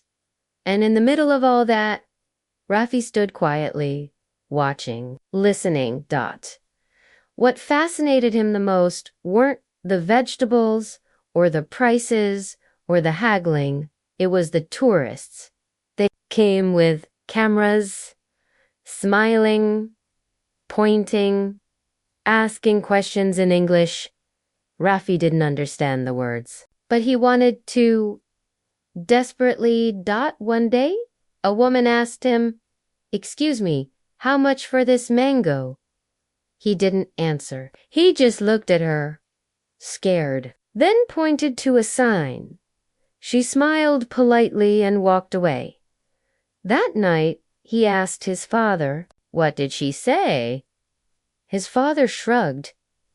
"I don't know, son. They speak too fast." But Rafi couldn't stop thinking about it, so he made a plan. He borrowed a small dictionary from a neighboring shop owner, and every day after work, he looked up one new English word. Just one. Mango. How much? Thank you. Please. Sorry. Bug. Then he started listening to how tourists spoke. He repeated their sentences under his breath when they walked away, and little by little, word by word, he grew. After 1 year, he could answer simple questions. After 2 years, he became known as the English boy at the market. Tourists came to his stall on purpose because Rafi smiled, spoke kindly, and helped them feel welcome. And eventually, someone noticed. A young teacher visiting the market heard Rafi helping her foreign friend. She was amazed. "Where did you learn?" she asked. He smiled and pointed to the air around him. "Here, from the market." That teacher helped him join a free language class, helped him apply for school, helped him dream again. And Rafi, he never stopped learning. Today, he still helps at the stall, still smiles at every tourist. But now, he speaks with confidence, with pride, with possibility. All because he listened, he learned, and he never gave up. Say it with me now. Repeat after me. I can learn from anywhere. Every word I hear is an opportunity. Even small steps can lead to big doors. I will keep learning in my own way. That's the truth. You don't need perfect conditions. You just need curiosity. You don't need a classroom. You need courage. Like Rafi, you can turn your everyday world into your teacher. And slowly, you'll become someone the world listens to. Her name was Leela. She was 11 years old. She lived in a quiet village where the evenings were filled with stars and the smell of rice cooking over wood fire. Lila loved books. Even though her family didn't have many, she cherished the few they owned, reading them over and over until the pages turned soft. Her favorite person in the world was her grandfather. He couldn't read, not even in his own language. But he loved listening. Every evening after dinner, Leela would sit beside him and read aloud. At first, only in their native tongue. Simple stories folk tales, poems. But one day, her school received a gift, used books in English. No one wanted them. Most students pushed them aside. Too difficult, too foreign, too confusing. But Lila was curious. She picked up a book, held it gently, opened it. The words danced like shadows. Hard to understand? Hard to pronounce? But something in her said, try. So that night, she sat beside her grandfather and began reading the English story. Slowly, carefully, stopping every few words. Her grandfather didn't understand the language, but he listened anyway. Smiling, nodding, saying, keep going. And so she did every night, one paragraph, then one page, then one full story. The English became easier, her confidence grew, and over time, she began understanding the stories, not just the words. Her pronunciation improved, her rhythm flowed. She began to feel the meaning inside the sentences, and her grandfather, even without knowing the language, felt her joy. He would close his eyes, lean back, and whisper, I don't know what the words mean, but I know they matter. That's when Leela knew learning English wasn't just for herself, it was a way to bring the world closer to the people she loved. Years later, when her grandfather passed away, she stood by his grave, holding a book, the same English story they first read together. She whispered through tears, I'll keep reading. Grandpa, I'll keep learning for both of us. And she did. Lila became a local teacher, and every year she tells her students, read with your heart, read for someone you love, and never give up. Let's speak her truth now. Repeat after me. I learn with love. I read with courage. Every word I speak connects me to someone. I will keep learning for me and for those I love. Yes. Because sometimes the reason you keep going is not just for yourself. Sometimes you learn English to carry someone else's dream forward. And that makes it even more powerful. His name was Min. He was 50 years old when he signed up for his first English class. He walked into the room slowly, wearing a neatly pressed shirt, holding a small notebook in one hand and quiet fear in the other. The classroom was full of younger students, teenagers, people in their 20s, all moving fast, speaking fast, laughing in between lessons. Min sat in the back. He didn't laugh. He didn't speak. He just listened. And inside, he wondered, what am I doing here? But he stayed, not because he wanted a new job, not because someone told him to. He stayed because of a promise. His daughter had moved abroad. She had married and had a baby, Min's first grandchild. He wanted to speak to her, even just a little, to say hello, to say I love you, to ask how school was. He didn't want to be just a smile on a video call. He wanted to be a voice, a presence, a connection. So he kept coming to class every week. Even when his back hurt, even when the grammar confused him, even when he felt like the slowest one in the room, he wrote everything down.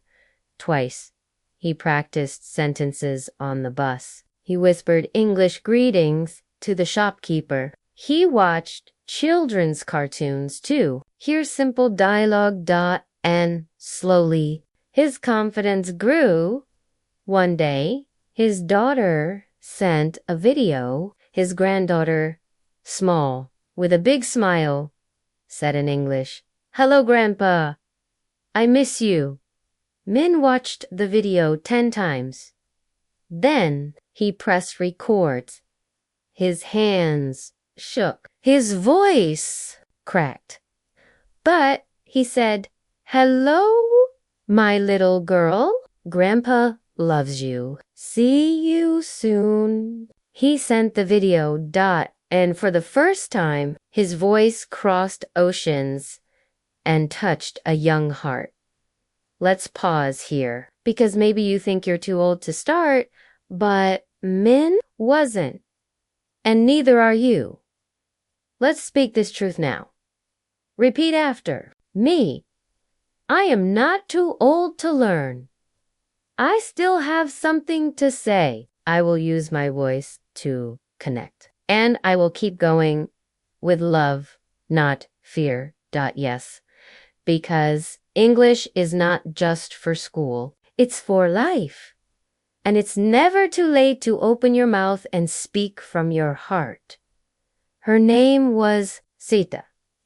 She was 26 years old, a mother of 2. She didn't have much time.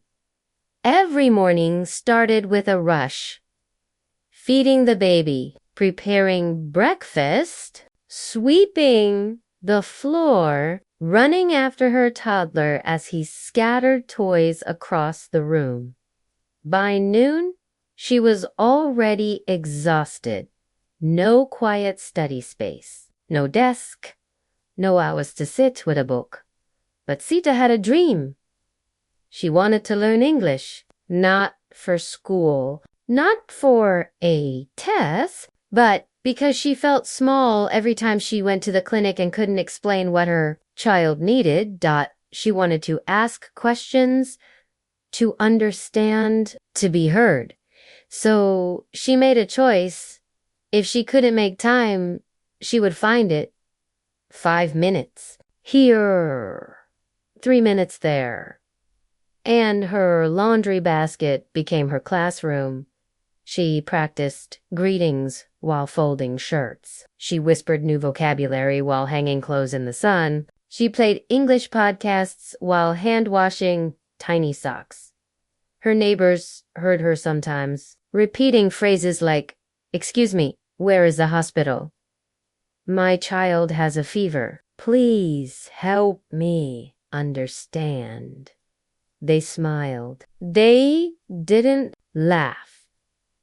They admired her. Even if she didn't know it, Sita didn't learn fast. But she learned honestly through repetition, through rhythm, through responsibility. One day, at a crowded pharmacy, her son had a cough, and the worker asked something in English. For the first time, Sita didn't freeze. She replied softly, but clearly, "Yes. He has coughed 2 days. No fever.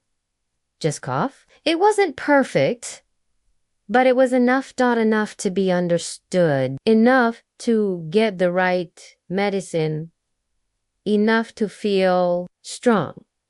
She went home that day with medicine in one hand and pride in the other. She had done it. She had spoken. She had used her voice for her child and for herself. Let's say this together. Repeat after me. I will learn, even if it's just 5 minutes a day. My daily life can be my classroom. My voice matters. In my family's story, I will not give up because they're watching me grow. Now breathe and let that message touch your heart. Because maybe you're tired, busy, overwhelmed, but your dream is still alive. and even a few minutes a day can carry it forward. His name was Arturo. He worked in a frozen food factory. Day shift. Same hours, same routine. He packed vegetables into bags, labeled boxers, pushed carts across the cold floor.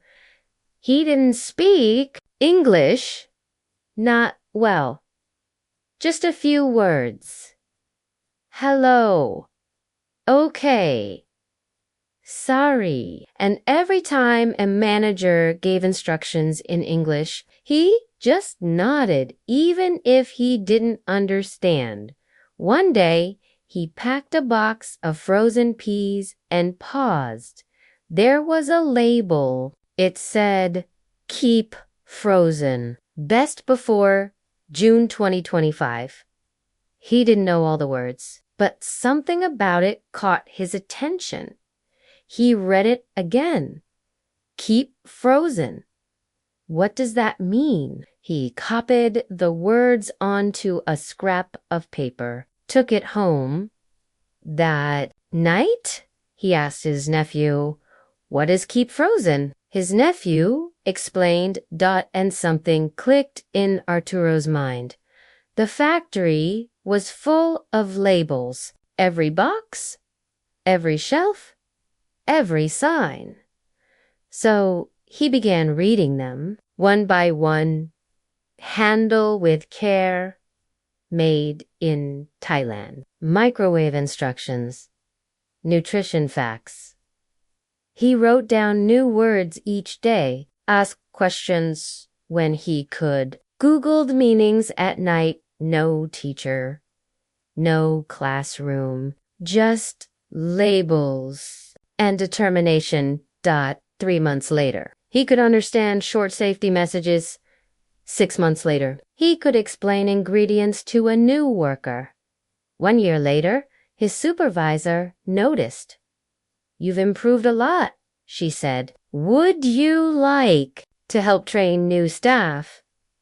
Arturo smiled, not because of the position, but because he had taught himself something powerful, that English is everywhere. And if you look for it, you can learn from anything.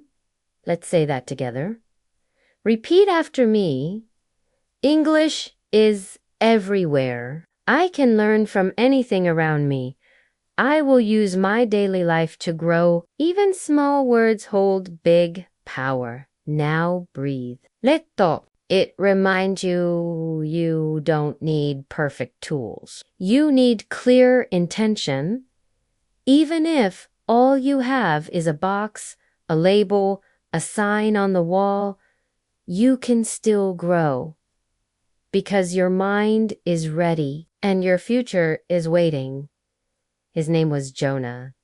He was 16. And he hated school, not because he didn't care, but because reading textbooks made his head hurt, made him feel slow, made him feel like he'd never get it. Every time he opened his English book, the words swam on the page. Rules, tenses, long vocabulary lists. It all felt too much, but Jonah loved music. Always had. He listened to it on the bus while cleaning his room, while lying awake at night, thinking about the life he wanted but didn't know how to reach. One day, a song came on, a slow one, soft guitar, clear voice, and in the middle of that song, he heard a line in English that made him stop. "You're stronger than you think you are." He didn't understand all the words, but he felt them. That one sentence felt like it was written for him. So he played the song again and again and again. Then he searched for the lyrics online and started reading as the music played. He didn't call it studying. He just called it listening. But his English started to grow Little by little, he learned phrases from songs, not from grammar charts. How are you feeling? I miss you every day. Let it go. Stay with me. Never give up. Words that weren't just rules, they were real. They had emotion. They had rhythm. They had meaning. Music became his teacher. Soon he could follow conversations in slow movies. He began singing along without looking at the lyrics. One day, his English teacher asked, "You've improved so much. What changed?" Jonah smiled and said, "Music. I started listening with my heart." Let's say that now. Repeat after me. English is not just a subject. It's a way to feel. I can learn through music. I will let my heart guide my voice. Yes. Because learning English is not always about memorizing. Sometimes it's about connecting, feeling, singing, living, and just like Jonah, you can find your way through something that moves your soul. Her name was Farah. She was 34 years old. And for most of her life, she was afraid to speak. Not because she didn't have words, but because she didn't have confidence. She had studied English in school, passed the tests, wrote the essays. But every time someone looked her in the eye and asked a question out loud, her mouth froze, her mind went blank, her tongue felt heavy, her heart raced. And so she avoided speaking at work, at the clinic. Even when traveling, she was polite but silent. Until one day she heard something on a podcast, a simple sentence. If you're afraid to speak to others, start by speaking to yourself. Farah paused the episode. She thought about it. And later that night, after brushing her teeth, she looked into the mirror. At her own tired face. At the eyes of a woman who had so much to say, but had been quiet for too long, so she tried. Just a few words. Hello. How are you? My name is Farah. Nice to meet you. Her voice cracked. She laughed at herself, but she didn't stop. The next night. She did it again, and again, and again. Every night, the mirror became her classroom. She practiced introductions, simple answers, describing her day. She watched her face move. She corrected her own pronunciation. She built rhythm. She learned to breathe while speaking. And over time, something changed. Her voice didn't shake as much. Her sentences grew longer. Her smile appeared sooner. She wasn't just practicing English. She was learning how to see herself differently, not as someone weak, not as someone afraid, but as someone becoming. Then one day, in a real conversation, someone asked, "Where are you from?" And for the first time, Farah didn't freeze. She answered, confident, clear, calm, and it felt good. Not perfect, but real. And that was enough. Let's speak her truth now. Repeat after me. I can practice with myself. I am safe in my own voice. Every time I speak, I grow. I will speak, even if it's just to my reflection. Breathe in and say this quietly if you can. I am not afraid of my own voice anymore. Because, like Farah, you don't have to wait for permission. You can begin right now with one face one voice, one mirror, one moment, and that moment might just change everything. His name was Hassan. He drove a yellow taxi through the busy streets of a tourist town, the kind of place where people came to see temples, markets, and sunsets over the river. Hassan didn't speak much English, just a few phrases. But every day, tourists got into his taxi, and every day he felt the same thing: nervous. He wanted to welcome them, to make them feel safe, to have a conversation. But most of the time, he just smiled and said, "Where go?" Then drove in silence until one afternoon, a young tourist entered his car, sat in the back, and asked, "How are you today?" Hassan panicked, but instead of staying silent, he smiled and said, "Fine. Thank you." Happy. The tourist laughed, not unkindly, but gently. "Yes, I'm happy," she replied. That short exchange stayed with Hassan all day. So that evening, after dinner, he took out a notebook. He wrote the sentence, "How are you today?" and practiced answering, "I'm fine. Thank you. I'm good. I'm tired. I'm happy." The next day, he tried it again. The next tourist sat down, and Hassan turned and said, "How are you today?" The man looked surprised, then smiled and answered . From that day on, Hassan made a decision. Every tourist who entered his car would get a greeting in English. Every single one, no matter how tired he was, no matter how busy, no matter if he made mistakes. He wrote down new phrases on paper and taped them to his dashboard. "Do you like the city? First time here. Thank you for riding with me." And the more he practiced, the more confident he became. One day, a hotel manager sat in his taxi and asked, "Where did you learn all this?" Hassan smiled and said, "Here, in this car." Later that year, he was hired by a travel company to drive English guests on special city tours. He was no longer just a driver.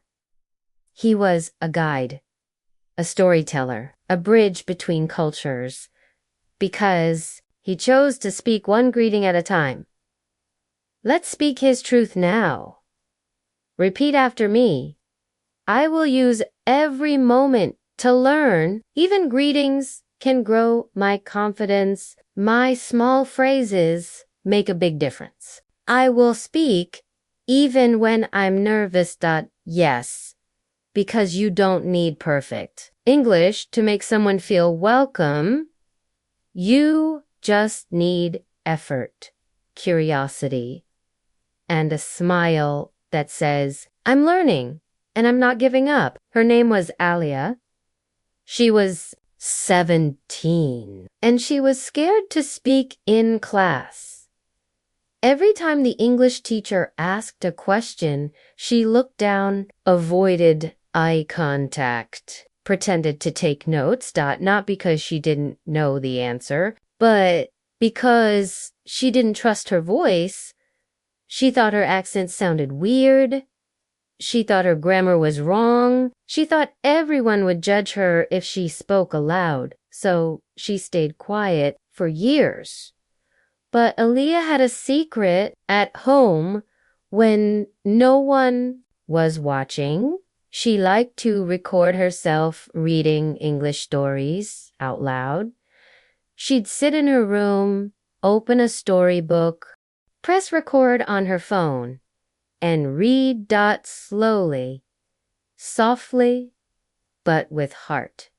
She didn't show anyone, not even her best friend, until one day something inside her said, just posted. It was just a short audio clip. She added a background photo and uploaded it to a small page she had created on social media. No name, no face, just her voice.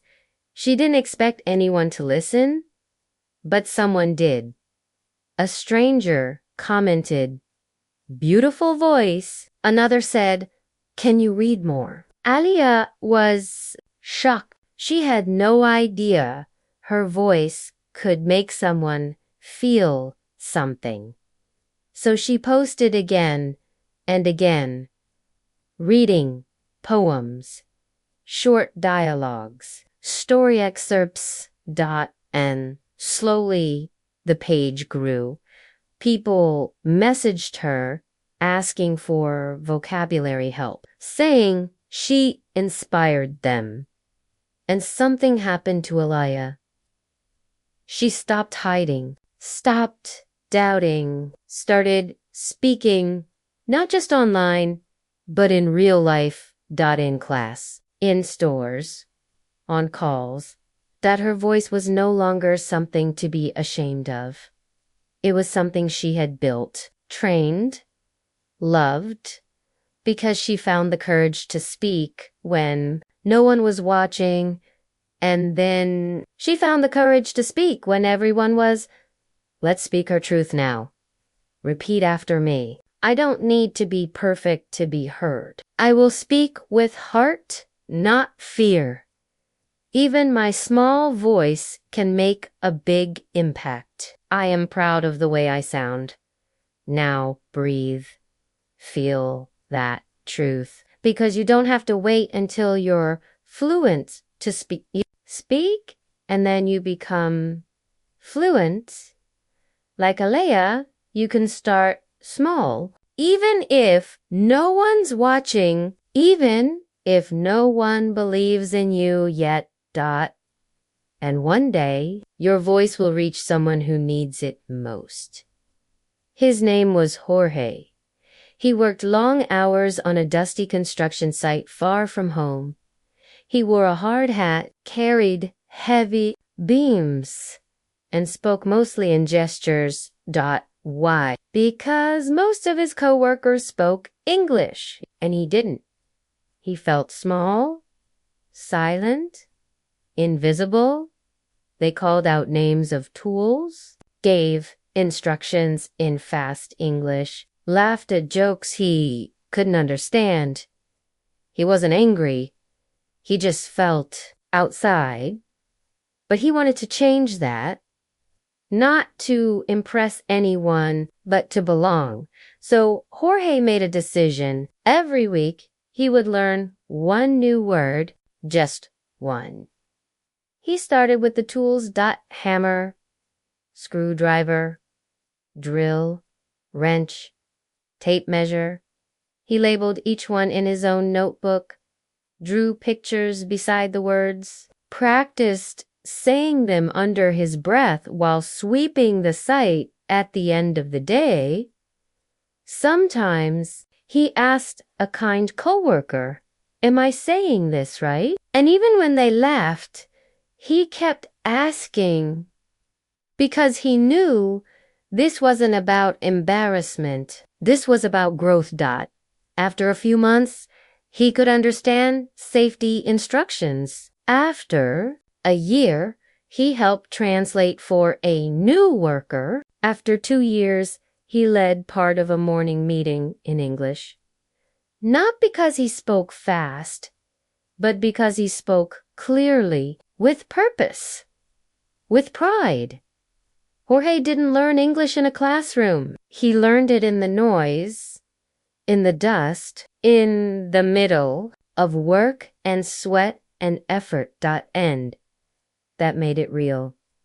Let's speak his truth now. Repeat after me.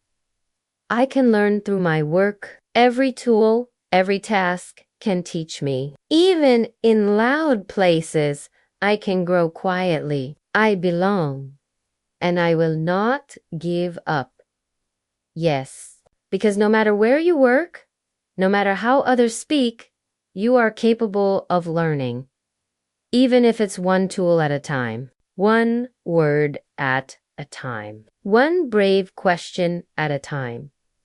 Like Jorge, you can build something powerful with your hands and with your voice. Her name was Noor.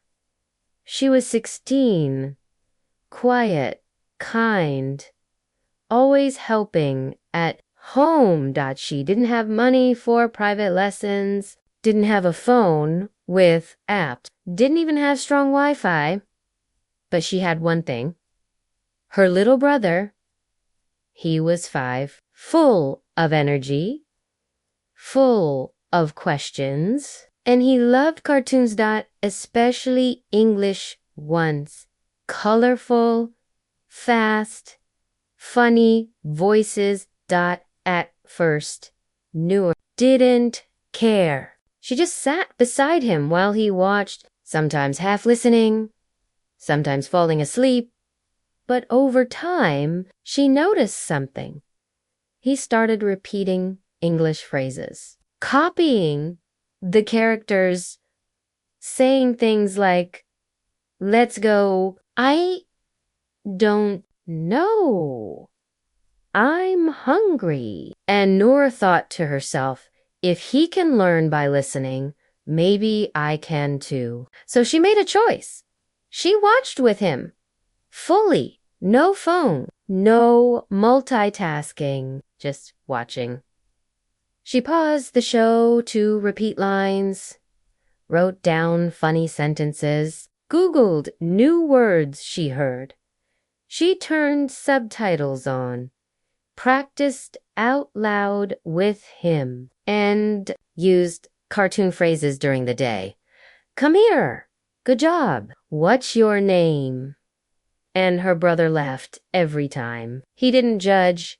He just smiled and spoke back. She wasn't just practicing. She was bonding, teaching, learning. Soon, her confidence grew. Her ear became sharper. Her speaking became faster. And when a neighbor asked her to help with a tourist, she didn't say, "I can't." She said, "Sure, I'll try."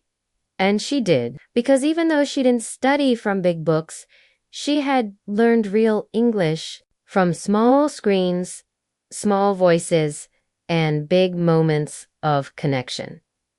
Let's speak her truth now. Repeat after me. I can learn in simple ways. Even cartoons can teach me. Practice can be playful. I will grow even from small, joyful moments. Now breathe. Let that reminder settle in.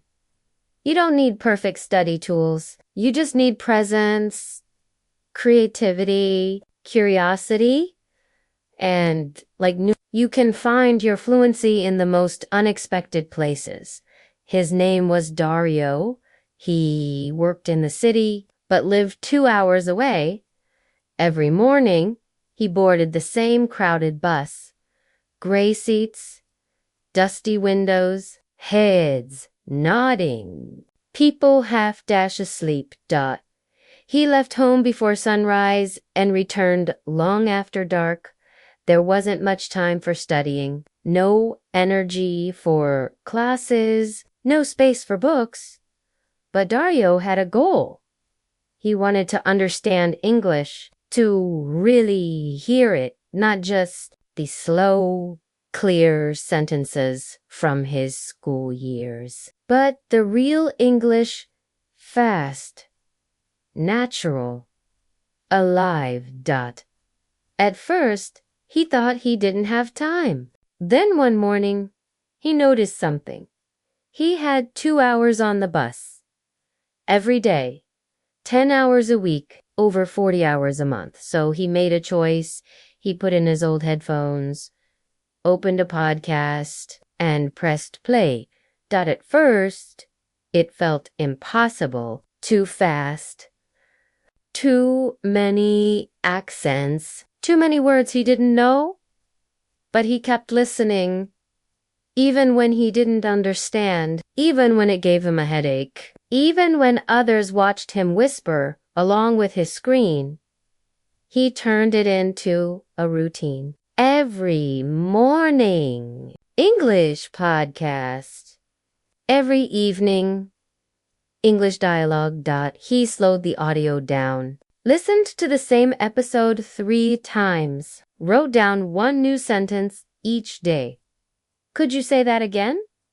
What do you mean? I'm learning. Please speak slowly. And little by little, his ears adapted. One day, he realized he didn't need subtitles anymore. Another day, he understood a full conversation on a YouTube video without pausing. That felt like a win. A big one, because he had turned a noisy, boring commute into a classroom, and it changed everything. Let's say it. Now, repeat after me. I can use my time wisely. Even a commute can become a classroom. I will train my ears with patience. I will keep listening until it becomes natural. Yes. Because your environment doesn't have to stop you. It can shape you. Like Dario, you don't have to wait for the perfect schedule.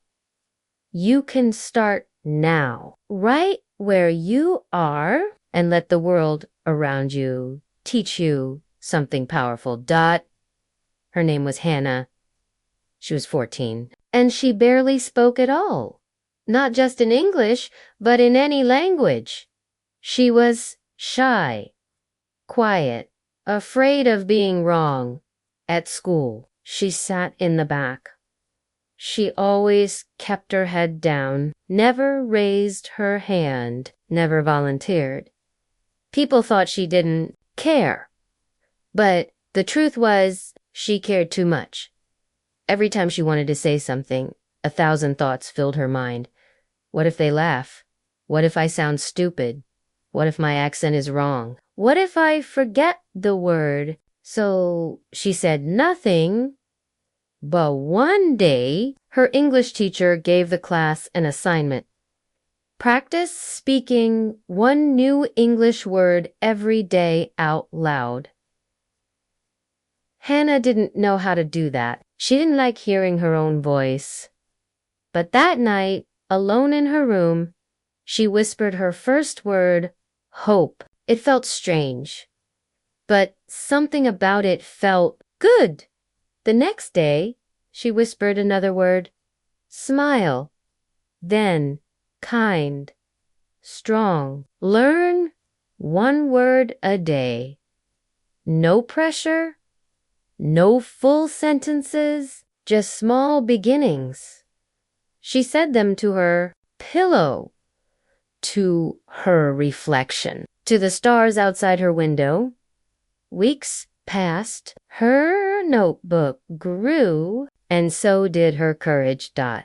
Then one morning, in class, the teacher asked, "What's one word you love in English?" And Hannah raised her hand. Slowly, but clearly, she said, believe. The class clapped, and she smiled, not because of their aplauso, but because she had just spoken from a place of truth, a place she had built one word at a time. Let's speak her truth now. Repeat after me.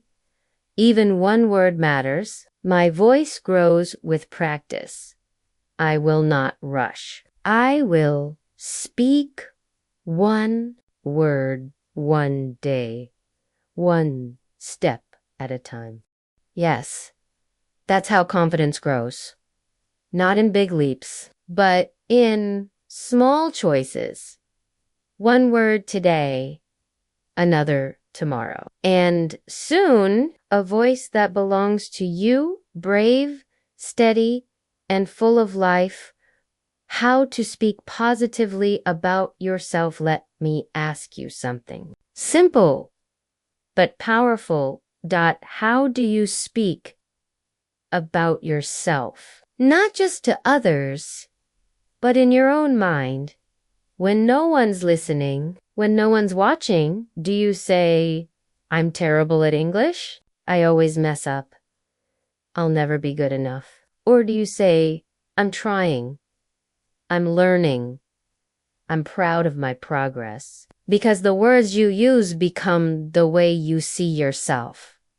And the way you see yourself becomes the way you live. You can't build confidence on a foundation of self-criticism. You can't grow if you're always tearing yourself down. But you can change it right now. Starting today. By speaking differently about yourself. To yourself. Let's begin here. Softly. Gently. One sentence at a time. Repeat after me. I am not perfect, but I am growing. I am not fluent, but I am improving. I make mistakes, but I learn from them. I may speak slowly, but I speak with heart. I am not behind. I am on my path. Now breathe in and breathe out. That was you speaking life to yourself. And maybe no one else heard it, but your heart did. And your heart believes what you say. So, say good things. Say kind things. Say true things. Even when you're tired. Even when you're afraid. Even when you're disappointed in yourself. That's when positive self-talk matters most. Not when you feel strong, but when you feel broken. Because how you speak in your lowest moments determines how fast you'll rise. Let's pause here. That truth settle. Let's look at something you might say. When you're frustrated, you mess up a sentence, you forget a word, you feel embarrassed.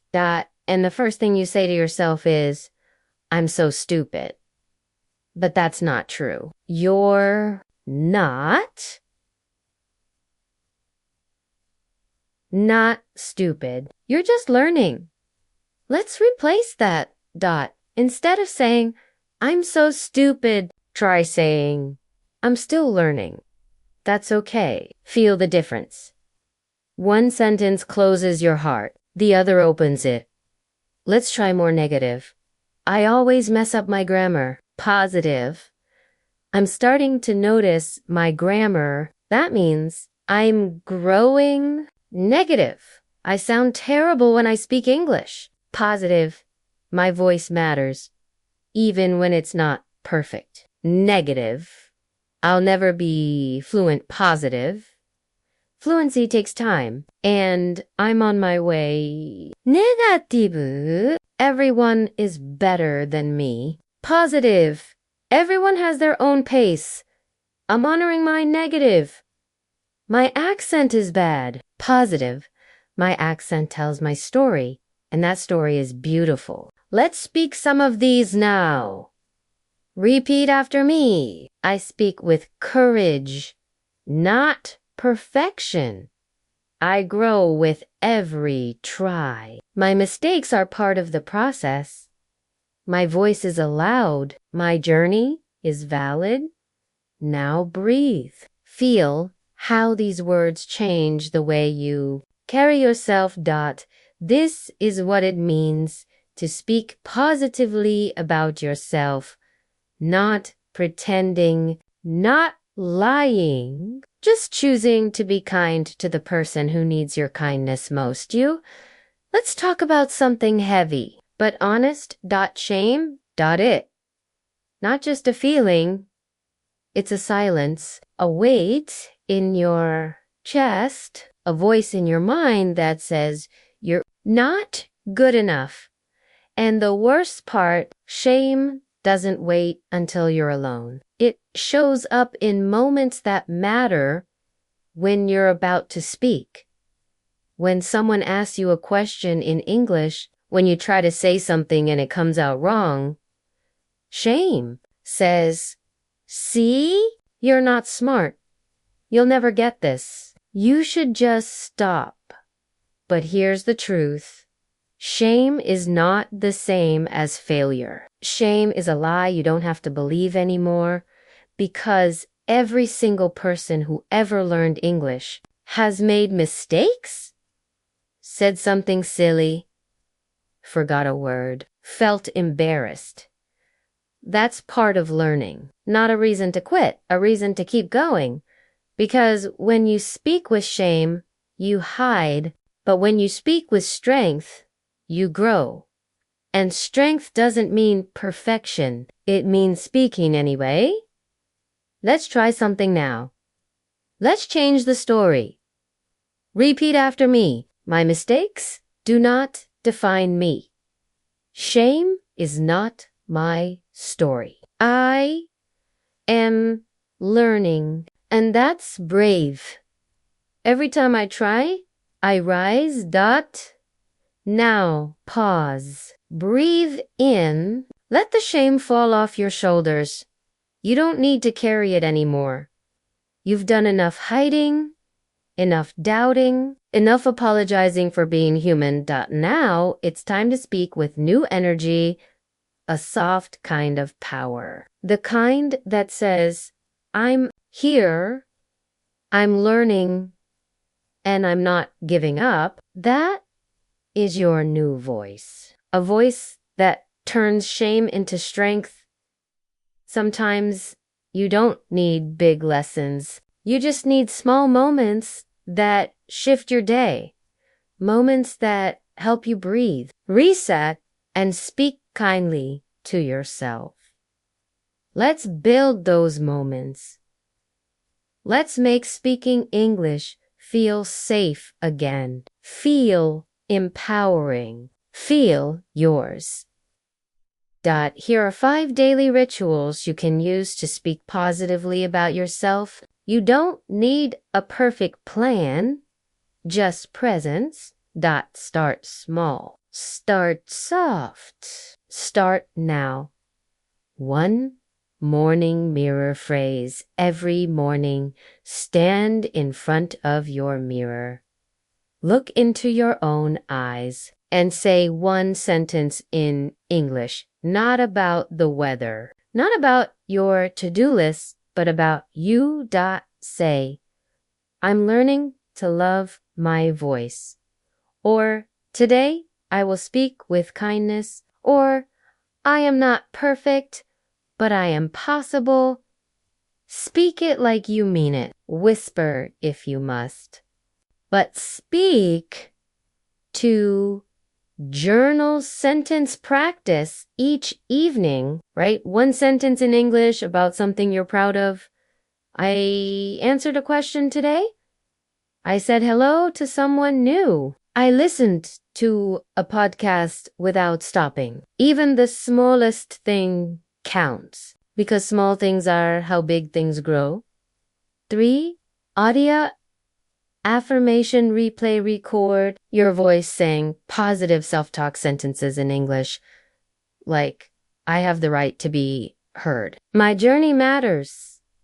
English is a bridge, not a wall. Play it back while walking, cleaning, or resting. Let your own voice remind you of your strength.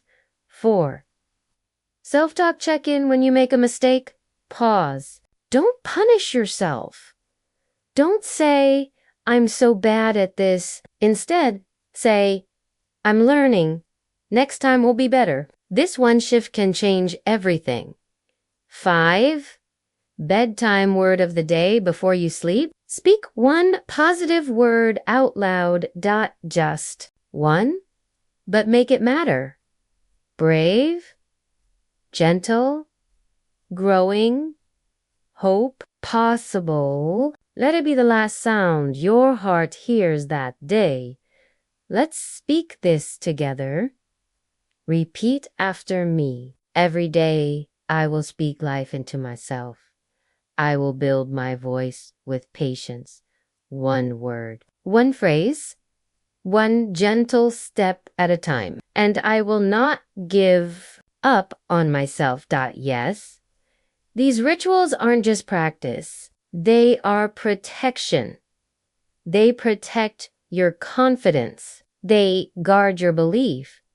And most of all, they help you become the person you've always wanted to be, one word at a time.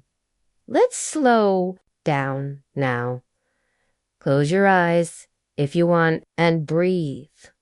We're not here to memorize today. We're here to remember something deeper.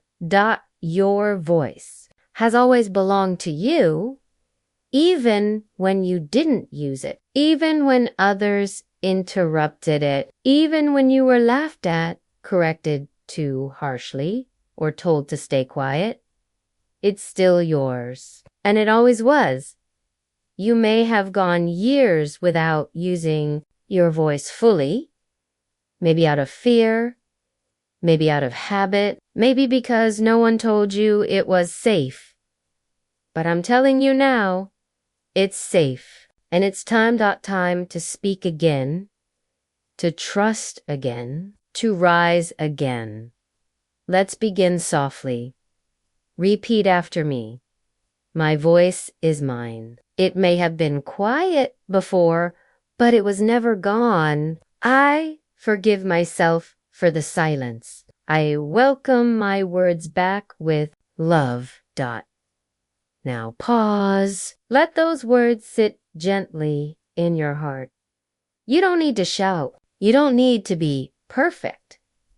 You just need to return. Return to your own voice. And every time you speak in English now, whether it's one word or one full sentence, you are reclaiming something. Your courage, your presence, your identity. Let's say this together. Repeat after me. I am not afraid of my own sound anymore. I will speak, even when I shake. I will try, even when I doubt, because I deserve to be heard.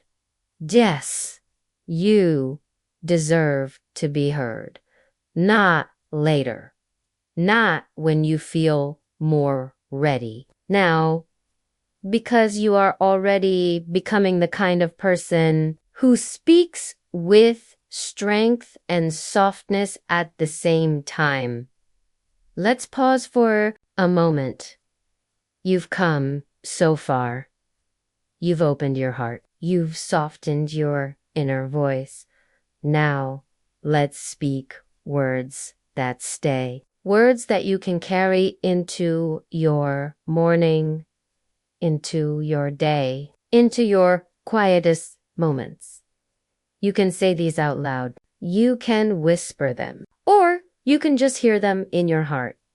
Either way, let them be your anchor morning mantras to begin your day with presence and power. Repeat after me. Today is a chance to grow. I will speak kindly to myself. My voice is enough. My progress is enough. I do not need to be perfect. I just need to begin. Midday reset mantras for when you're tired, stressed, or doubting your progress. Repeat after me. I am still learning, and that is powerful. Mistakes are not failures. They are signs of effort. I take a breath. I release the pressure. I continue with peace. Evening reflection mantras. To let go of shame and hold on to growth. Repeat after me. I did my best today. I am proud of every small effort.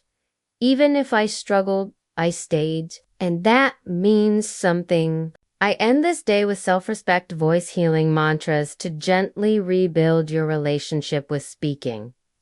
Repeat after me. My voice matters. Even when it's quiet, I am allowed to sound like myself. I do not need to speak like anyone else. I speak with heart. I speak with hope. I speak and I heal. Let these mantras walk with you. Say them when no one's around. Say them when fear rises. Say them when you forget who you are. Because how you speak to yourself will shape how you speak to the world. And you are worth listening to. Always. You've come a long way. Not just through this story, but through your own, and maybe no one else knows how hard it's been for you. How many times you wanted to speak but stayed silent. How many times you tried but felt like you were falling behind. But you're still here, still listening, still trying. That means something. That means everything. And now you have a choice. From this moment on, you can speak about yourself differently. Not with hate, not with judgment, not with fear, but with grace, with courage, with love. Every sentence you say in English isn't just language. It's identity. It's you growing into who you already are. So speak like someone who belongs. Speak like someone who matters. Speak like someone who is becoming word by word, day by day, breath by breath. Let's end this part with one final mantra. Repeat after me. I am learning. I am healing. I am strong. I am enough. And I will never give up on my voice again. Breathe that in. Let it stay with you. Because when you change the way you speak to yourself, you change everything. You don't need permission. You just need to begin the road of an English learner. The road of an English learner is not straight. It's not easy. And it's definitely not perfect. It's a winding path. Some parts feel smooth, like when a sentence finally clicks or when someone understands you for the first time. And other parts, they feel heavy, long, lonely. But let me tell you this, every English learner walks this road. You're not the only one, and you're not walking it wrong. Because this road was never meant to be fast. It was meant to shape you. Let's take that journey together. It starts with excitement. You open your first English book. You repeat new words. You say hello out loud and feel proud. Every word feels like magic. Every sentence is a little victory. But then you hit your first wall. A grammar rule that makes no sense. A native speaker who talks too fast. A mistake that makes people laugh. And suddenly you feel small, embarrassed. Quiet again. You think, maybe I can't do this. Maybe I'm just not good at languages. And this is the first fork in the road. Do you stop or do you take one more step forward? If you've made it here, I already know your answer. You chose to keep going, even if it was slow, even if it hurt, even if no one saw your effort, you kept going. And that is what makes you powerful. Let's speak that now. Repeat after me. This road may be long, but I am still walking. I may fall, but I always rise. Every step is making me stronger. Now breathe. Feel that step. Feel the road under your feet. Because the journey of an English learner is not just about words. It's about who you become when you keep choosing to move forward, even when it's hard. After the first steps, after the excitement fades, comes the phase. Many don't talk about fear.you, sit in a class, or join a Zoom call, or stand in line at the airport. Someone speaks English and your body reacts. Your stomach tightens. Your mind races. You hear the words but can't respond, and fear whispers, don't speak. You'll sound stupid. Just nod. So you stay silent, and afterwards you replay the moment in your head over and over, thinking, I should have said something. I knew the words. Why didn't I say them? I failed again. But friend, you didn't fail. You froze. And freezing is not the same as failing. Freezing means your brain is protecting you because it remembers embarrassment. It remembers the laughter, the mistake, the shame. But you can teach your brain something new. That speaking is not danger. It's courage. Let's say this now. Repeat after me. I will not punish myself for freezing. Speaking is scary, and I'm still trying. My silence is not weakness. It's a space I'm learning to step out of. Now breathe. That's the first step out. Out of shame, into softness, into strength. Then comes frustration. The second hill on the road. You've been learning, you've been trying, and still you feel stuck. You forget basic words. You misunderstand simple sentences. You feel like you're going backwards. You compare yourself to others, to classmates, to friends, to strangers online who speak English so fluently, and you think, why is it so easy for them? Why is it so hard for me? But comparison is not a map, it's a distraction. Because you don't need their road, you need your own rhythm. And your rhythm is real, even if it's slower, even if it's quiet, even if no one claps for it yet. Let's say this. Now, repeat after me. I am not behind. I am on my own timeline. My progress may be quiet, but it is real, and I'm proud of how far I've come. Now breathe and let go of comparison. It's not helping you. You're not them. You're you. And that is enough. Then one day, something changes, not loudly, not suddenly, but softly. You're at a shop, or on a call, or walking past someone who looks lost. They ask, do you speak English? And without freezing, without overthinking, you say, yes, a little. How can I help you? And in that moment, you feel something you've never felt before. Not fluency, not perfection, but presence. You're in it, speaking, connected, alive, and afterward, you don't replay it with shame. You replay it with a smile because it worked, because you didn't stay silent, because you felt like you belonged. That's a breakthrough. It doesn't mean you never make mistakes again. It just means the fear isn't in control anymore. It means your voice is finally moving from your mind into the world, and that is everything. Let's say it now. Repeat after me. My voice is strong. I can speak. I can connect.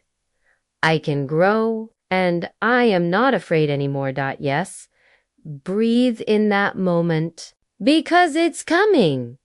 Maybe it already has. Maybe it's still ahead. But either way, you're getting closer with every step. After the breakthrough, you feel free. you feel proud, you feel like you're finally getting it, but then something else shows up. A new fear, a deeper doubt. What if I forget everything again? What if they laugh this time? What if I just got lucky? That's normal. That's part of the journey. Because every new level comes with a new voice inside you, testing your confidence, not to stop you, but to grow you, and now you know how to respond. Not by quitting, not by hiding, but by breathing and beginning again. This is the next phase of the road. Consistency, learning to stay, to keep showing up, even when the excitement fades, even when progress feels slow, even when no one is clapping for you anymore. You show up for yourself. You practice, not for praise, but for peace. You speak, not to prove, but to connect. This is where you build something strong. Not with speed, but with rhythm. Let's speak this now. Repeat after me. I choose to stay consistent, even on quiet days. Even when I feel unsure, my effort is building something real. Now breathe. Let that rhythm settle in your chest because you're not going backwards. You're building depth, confidence, stability. You're becoming the version of yourself who speaks without fear, without shame, with heart. And that version of you is already forming the road of an English learner. This road is mine. This road I'm walking. It may not look like yours. I may not be fluent yet. I may still forget words. I may still freeze sometimes when people speak too fast. But this road is mine. Every quiet, steady moment. Every whispered sentence in the dark. Every failed test. Every time I almost gave up, but didn't. It's all part of my story, and it's making me stronger. I may walk slower than others. I may speak softer, but every step I take is full of courage, because I know now I don't have to be perfect to keep going. I don't have to be fast to be proud. I don't have to speak like anyone else to deserve to be heard. I just have to keep walking, keep learning, keep speaking, keep becoming. This road is mine, and I will walk it with my head high, my heart open, and my voice rising, word by word, day by day. Let's speak that together. Repeat after me. This road is mine. I do not walk it alone. I honor my progress. I will not quit on myself. I am becoming, and I am proud of who I'm becoming.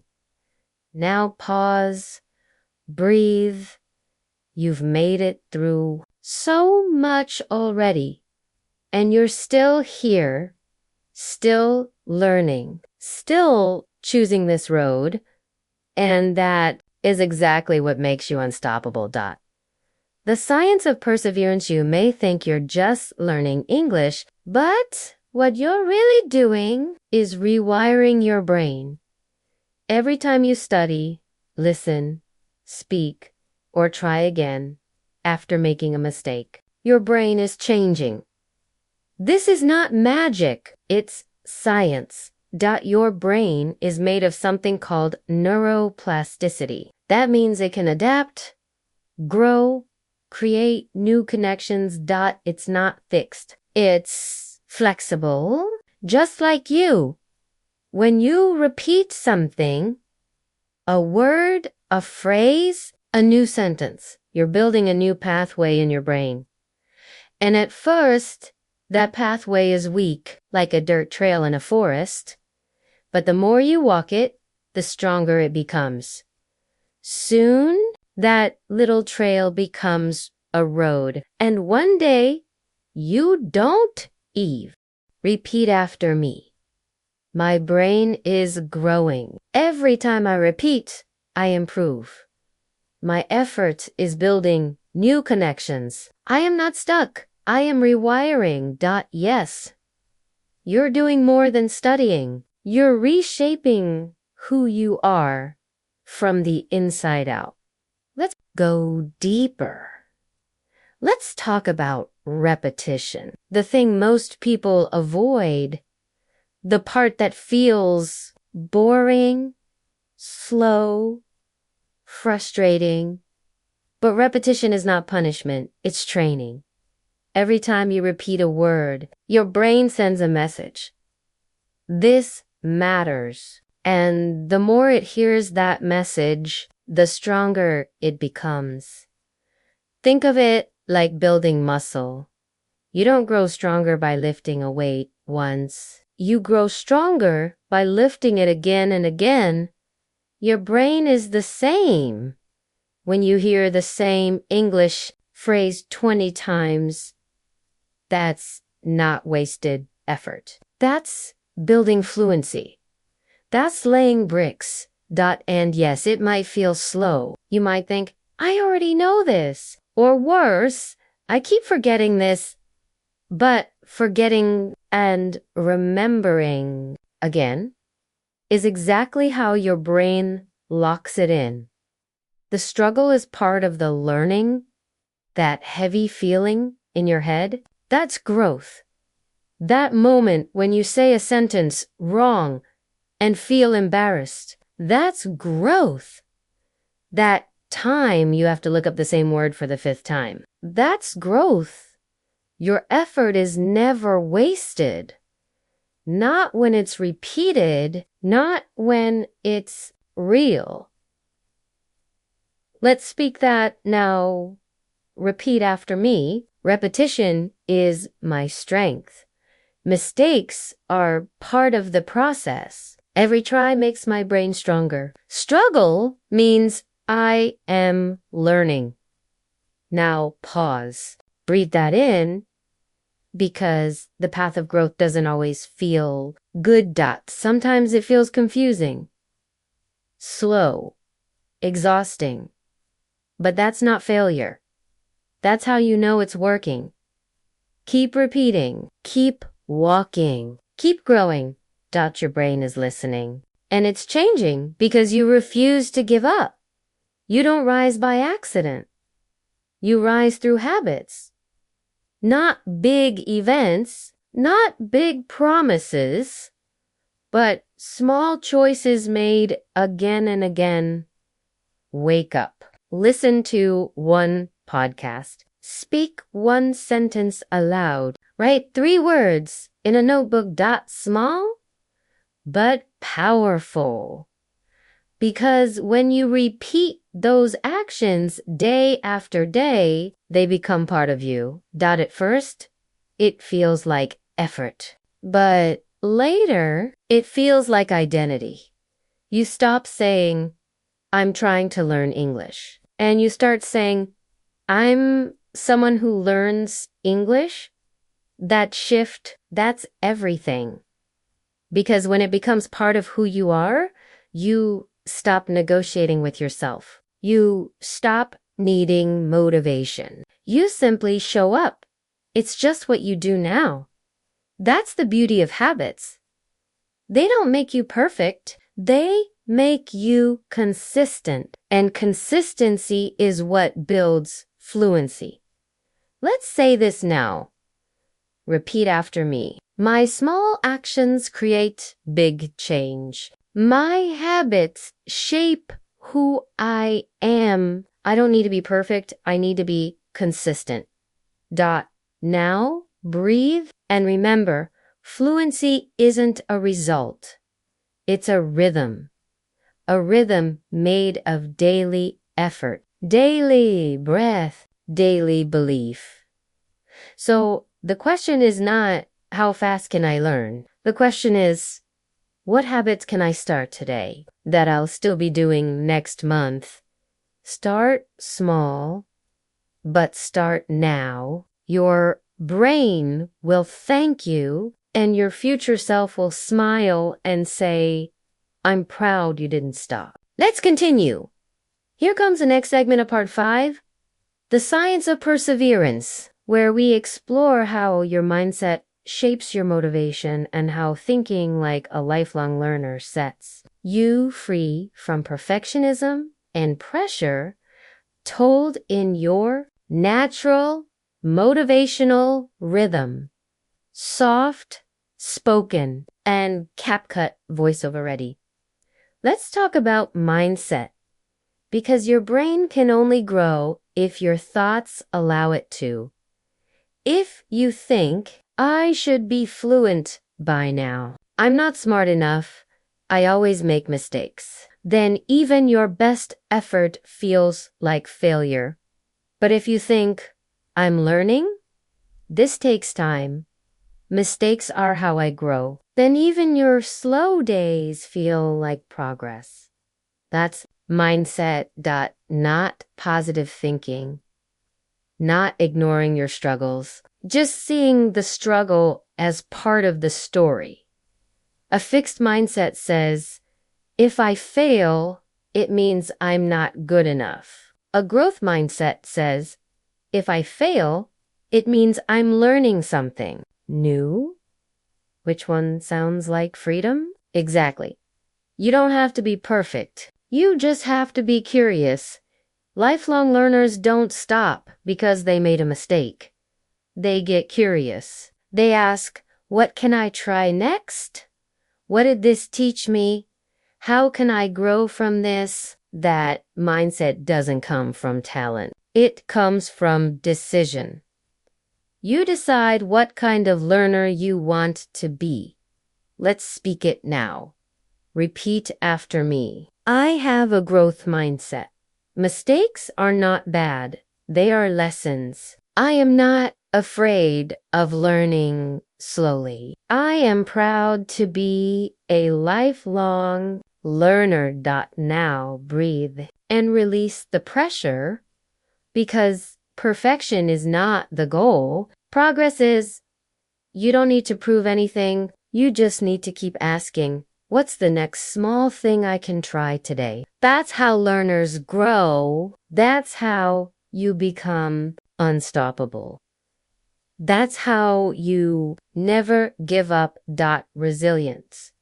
It's more than motivation. It's deeper than confidence. Resilience means you get back up, even when it hurts, even when it's slow, even when it feels like no one notices. It's the science of recovery, the art of return. And here's what the science says. Your brain and body remember pain, but they also remember healing. When you fail and try again, your brain learns something new. It learns, this didn't break me.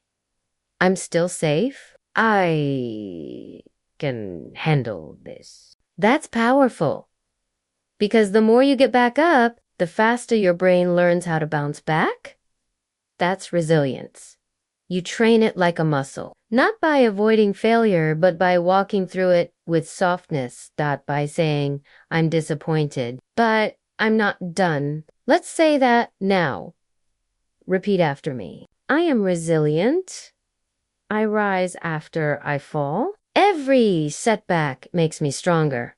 I don't quit. I recover. Breathe in, breathe out. You've already shown resilience in ways you might not even see. You came back after quitting. You spoke again after being embarrassed. You listened again after not understanding. That's not weakness.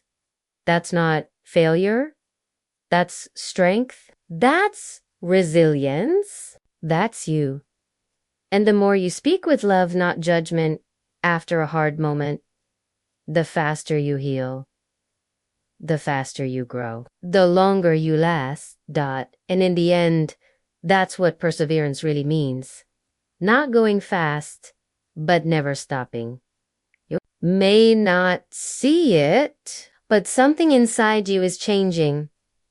Every time you try again, your brain rewires, your confidence stretches, your habits deepen.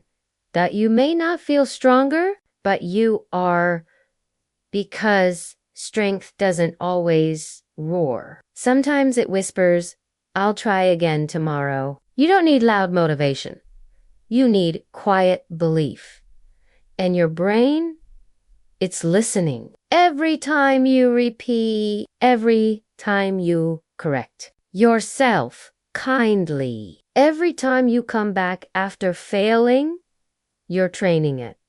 Not to be perfect, but to be powerful, fluent in effort, fluent in resilience, fluent in the ability to keep going.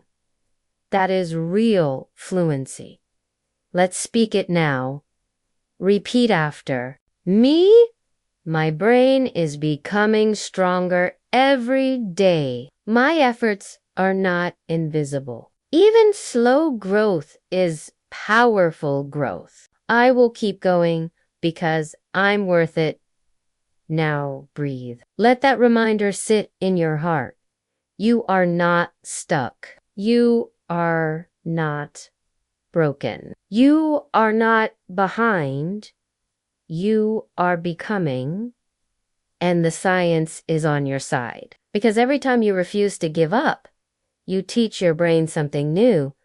This is who I am now. I keep going. Never give up on yourself. It's one thing to not give up on a goal, a test, a language, a skill. But it's another thing entirely to not give up on yourself. Because sometimes that's the hardest one to hold on to. You make mistakes, you lose time. You let people down. You lose faith in your own voice. And you start thinking, maybe I'm not meant for more. Maybe I've already missed my chance. Maybe this version of me is all I'll ever be. But listen, that is not the truth. That is tiredness talking. That is pain speaking. That is fear dressed up as logic. Because the real truth is this: you are not done. You are still becoming. And no matter how many wrong turns you've taken, no matter how long it's been, no matter how far behind you feel, you are still allowed to begin again. You are still worthy of belief. You are still becoming someone beautiful. Let's say this softly. Repeat after me. I may have made mistakes, but I am not a mistake. I may have lost time, but I have not lost myself. I can begin again. I still believe in who I'm becoming. Now breathe. Let that sit in the quiet parts of you. Because we live in a world that praises fast success, quick wins, fluent speakers, perfect lives, but no one claps for slow healing. No one posts about daily struggle, and yet that's where your real strength is, not in speed, but in softness, not in getting everything right, but in staying with yourself even when everything feels wrong. Don't give up on that version of you that still believes in better. That quiet voice inside that still hopes, still dreams, still whispers, "Please don't forget me." Because that version, that's the real you. And that version deserves your love, your time, your patience, your effort more than anyone else. It's easy to give to others, to believe in their words, to support their dreams, to cheer them on. But when it comes to yourself, it's harder, especially if you've quit before, especially if you've let yourself down. You think, how can I trust myself when I've broken promises to me? Isa, I told myself I'd study every day, and I didn't. I told myself I wouldn't give up again, and I did. And now you don't believe your own voice anymore. You don't believe your own plans? But listen closely. You can rebuild that trust not with pressure, not with punishment, but with presence. One choice at a time. One promise kept, one small effort made, even when no one is watching. Self-trust doesn't grow loud. It grows slow, it grows quiet, but it grows strong. Let's say this softly. Repeat after me. I forgive myself for breaking promises in the past. I am learning to trust myself again. Every small action builds that trust. I show up now, not for perfection, but for peace. Now breathe. That right there is the beginning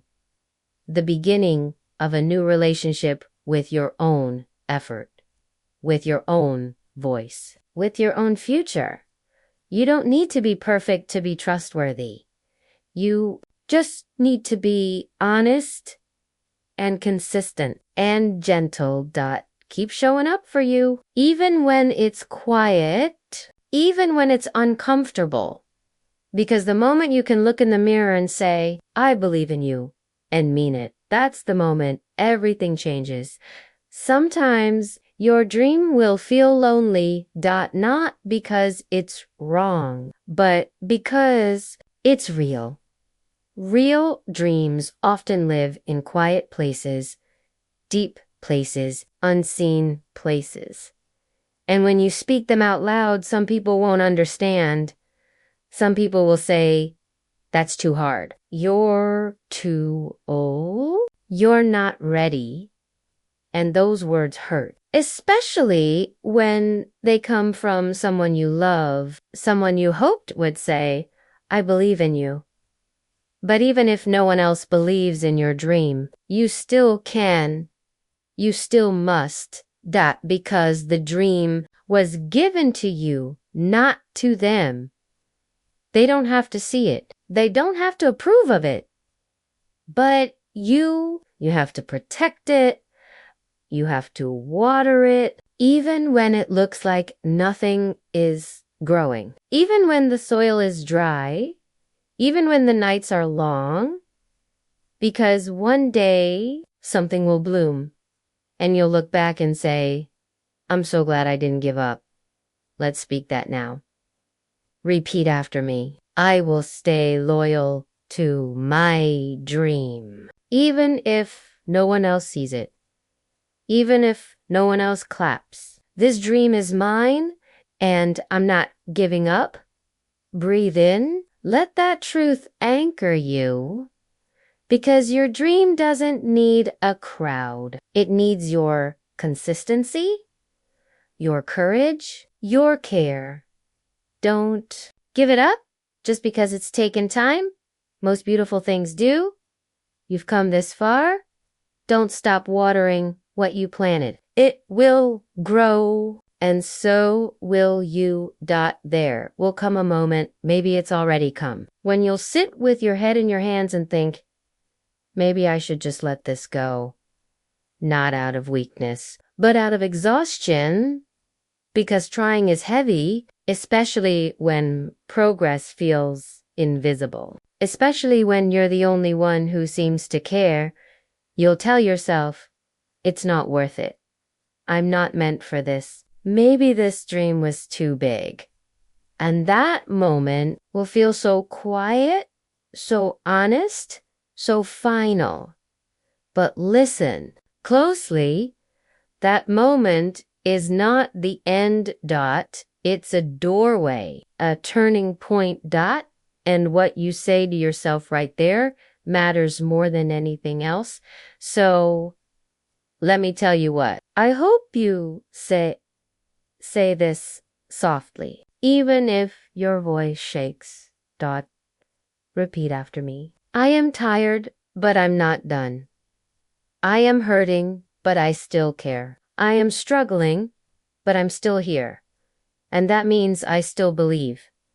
Now pause, feel that dot, because being tired is not the same as being finished. Feeling doubt is not the same as being wrong. Slowing down is not the same as quitting.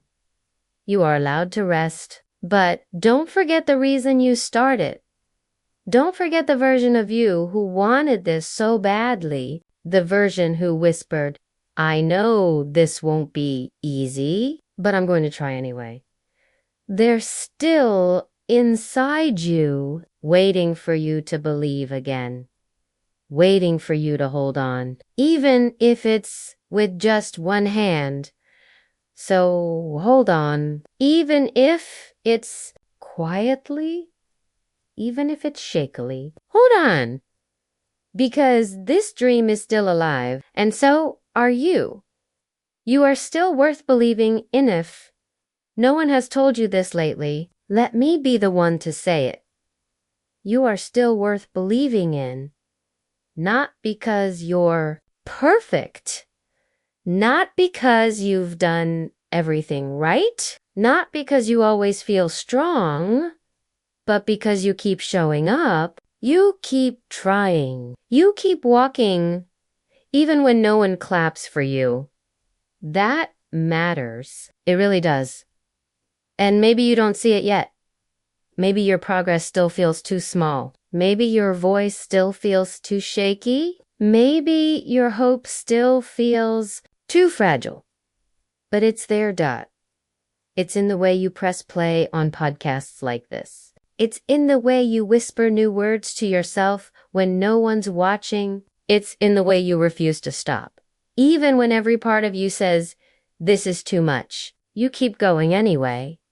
And that's why you are still worth believing in. Dot. Not because of what you've achieved, but because of what you've overcome. Just to still be here.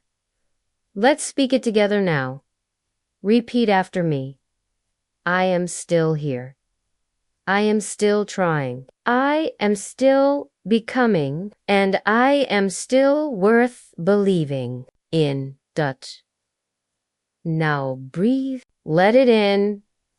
Let it settle. You don't need to be perfect. You just need to be present. And the truth is, your presence is powerful. Your effort is enough. And your future is still waiting for you to keep going. Please don't give up on yourself, because we haven't. And you shouldn't either. Dot. Global Voices of Hope Voice 1 RFH 35. India, dear listener. I used to believe that English was only for rich people, for people in suits, for people who went to international schools, and I was just a factory worker. I dropped out of school when I was 14, started working early. English was never part of my life until my daughter started school. She came home one day with a homework sheet that I couldn't read. She asked me for help, and I froze. I felt like I had failed her, so I began learning. Secretly, quietly, 10 minutes every night after she went to sleep. I started with letters, then words, then short phrases. Sometimes I cried because it felt like I should have done this years ago. But I kept going. Today, I can read her stories. I can help her with assignments. I even spoke to her teacher in English last month. And when my daughter hugged me and said, Papa, I'm proud of you, I felt something inside me heal. So if you're listening to this and you feel behind or too old or too far from where you want to be, please keep going, not just for someone else, but for you. You're not too late. You're right on time with hope. Erebos 2 Lila, age 22, Syria refugee student, dear friend. When I left my country, I had no suitcase, only a backpack and a broken heart.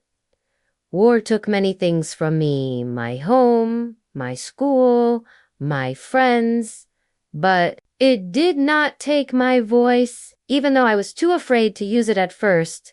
When I arrived in a new country, everyone spoke English. At the bus station, at the hospital. Even the kind people giving us food, they spoke a language I couldn't answer. I felt invisible. There were moments I cried just because I couldn't say, I don't understand. I need help. Please wait. But then I met a volunteer who gave me a small notebook. She wrote one sentence on the first page. You are not voiceless. Your voice is just learning a new shape. I will never forget that. Every day I practiced. In the shelter, at the clinic, in line for food. I made mistakes. Many. But every time I said something in English and someone understood, I felt like I existed again. Now, I help other refugees learn basic English too, and I always tell them what I learned. You are not broken. You are building. You are not lost. You are arriving, and you are not voiceless. You are learning to speak again with courage.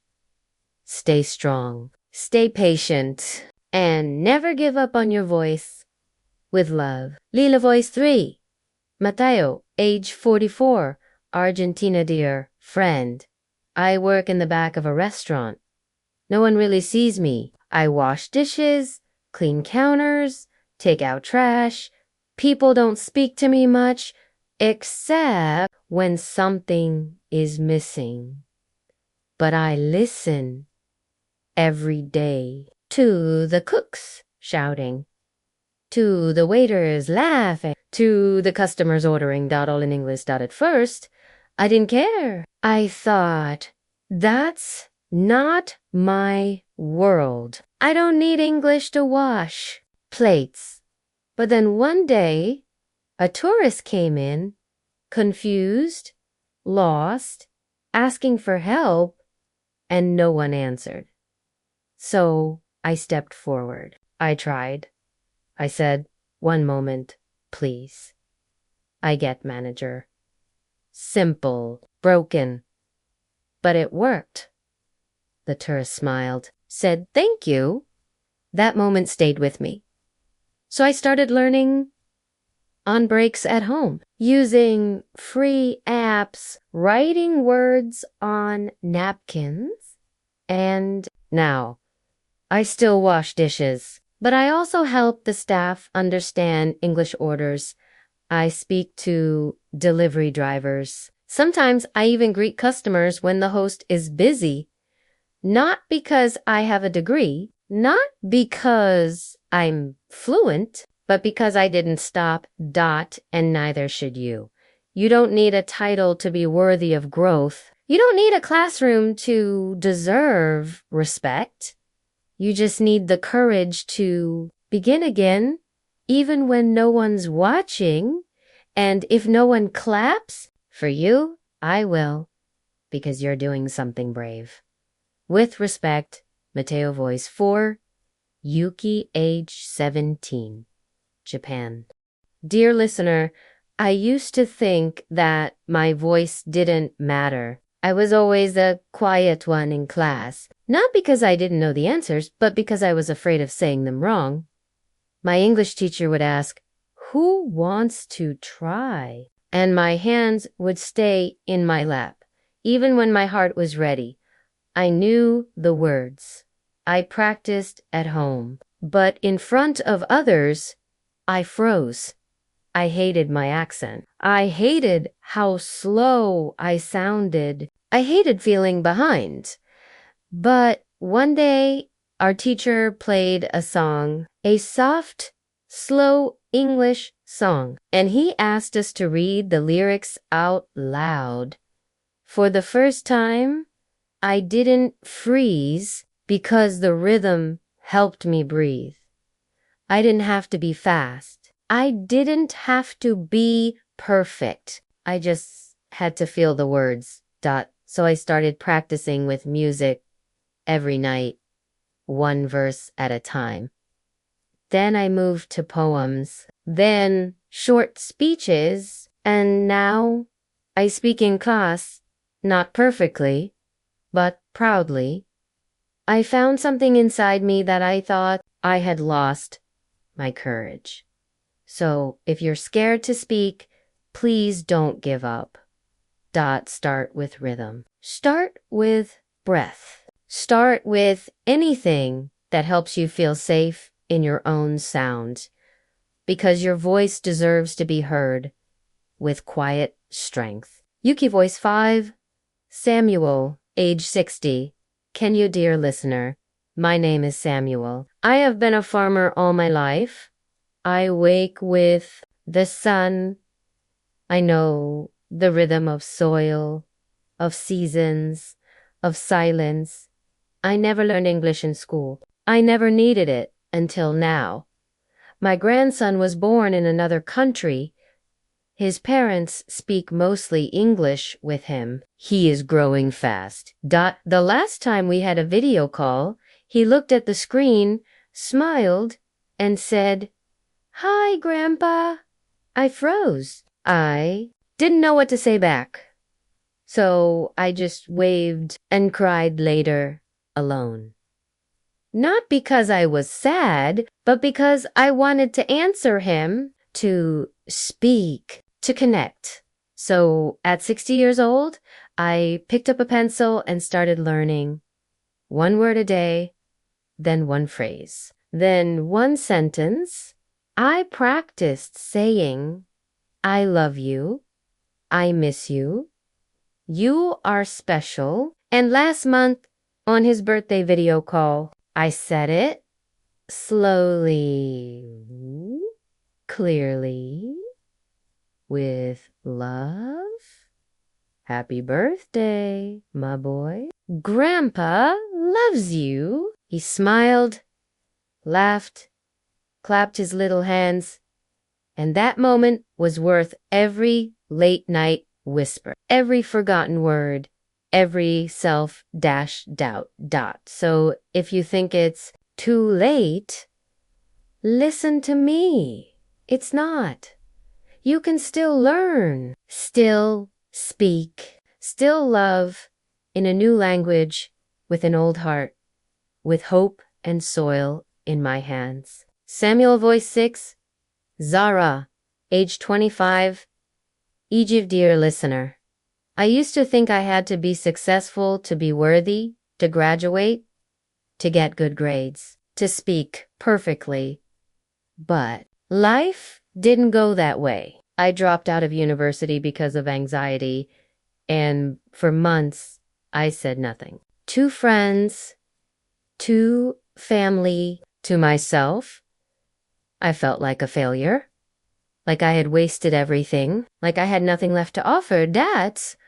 Then one night, I opened an old notebook and I started writing not in Arabic, in English, because in my own language, the pain felt too close, too heavy, but in English, it gave me space, room to breathe. I wrote one sentence, "I feel lost," the next day, but I am still here. Then, "I want to begin again." Day by day, line by line, I wrote myself back into belief. English became my mirror, not a subject, not a test, but a space, a place where I could be honest, messy, and human. Today, I still don't have a degree, but I have something else. A voice, a journal full of my truth, and a heart that no longer hates itself. So if you've fallen off the path, if you feel like you've lost your way, Let me say this. You are not a failure. You are still becoming. And English, it's not just a language. It can be a healing place if you let it dot with gentleness. Zara Voice 9, Noah, age 16, South Korea, dear listener. My name is Noah, and I used to be afraid of my own voice. I knew English in my head. I studied every day. I passed the tests. I got good grades. But when it came to speaking, nothing came out. My voice would shake. My face would go red. My chest would tighten. And even when I tried, the words felt stuck. One day, my English teacher said something I never forgot. If you can't speak to others yet, start by speaking to yourself. So that night, I picked up my phone, opened a voice recorder, and said, "Hello, my name is Noah. I'm practicing English." Then I pressed stop. I listened, and I hated it. I sounded nervous, flat, embarrassed, but I didn't delete it. I saved it, and I recorded again the next night, and the next thought. Each time, my voice got a little clearer. My tone got a little warmer, and I started smiling while I spoke. That it was just me and the phone. No pressure, no judgment. And slowly, my voice became my friend. Now I can speak in class, answer questions, even give a short presentation. Not because I'm fearless, but because I practiced believing in myself one sentence at a time. So if you're like me, scared to speak, scared to be heard, start small. Start quiet, but start. Because your voice deserves to come out of hiding. And when it does, you'll be amazed by how strong it really is. With courage in progress. Noah, his name was Daniel, but most people didn't know that. To them, he was just the janitor. Every morning, he came in early, mopped the floors, emptied trash bins, wiped down the meeting tables before the executives arrived. No one said much. Sometimes a nod, sometimes a quiet good morning, but mostly he was invisible. And Daniel didn't complain. He had learned to be quiet. English wasn't his first language. He moved to the city from a small town where his school only taught basic grammar, nothing like the fast, sharp English spoken in offices. He knew a few phrases. He smiled a lot, but he never joined conversations, not even when he had something to say. He told himself, "You're just here to clean. Stay in your lane. No one wants to hear you." But what no one knew was that Daniel had a secret. Every day, after cleaning the last floor, he would sit in the empty conference room, turn on the lights, and open a small notebook. Inside were pages of English sentences, words he had copied from emails he read while wiping screens, phrases he overheard in meetings. I'd like to add something. Let's circle back. Can you clarify that? He didn't know exactly what they all meant, but he was determined to find out. He practiced them out loud, alone, to the air, to the chairs, to the walls. He whispered, "Good morning. Thank you for having me. Let me explain what I've learned. I used to be afraid to speak, but not anymore." He had no stage, no microphone, just his mop bucket and a dream. One day, something changed. An HR manager forgot her phone in a meeting room. Daniel found it knocked on her office door and said, "Excuse me, I believe you left this." She looked up, surprised. "Thank you." Then paused. "You speak English very well." Daniel smiled. Small, shy, but something inside him lit up. That evening, he went back to the conference room, sat down, and wrote his first full speech. Daniel didn't tell anyone what he was doing. Not his coworkers, not his friends, not even his family. He kept it quiet because he was afraid someone would laugh, afraid someone would say, "Why would a janitor need English like that?" But he didn't stop. Every night after everyone left, he practiced.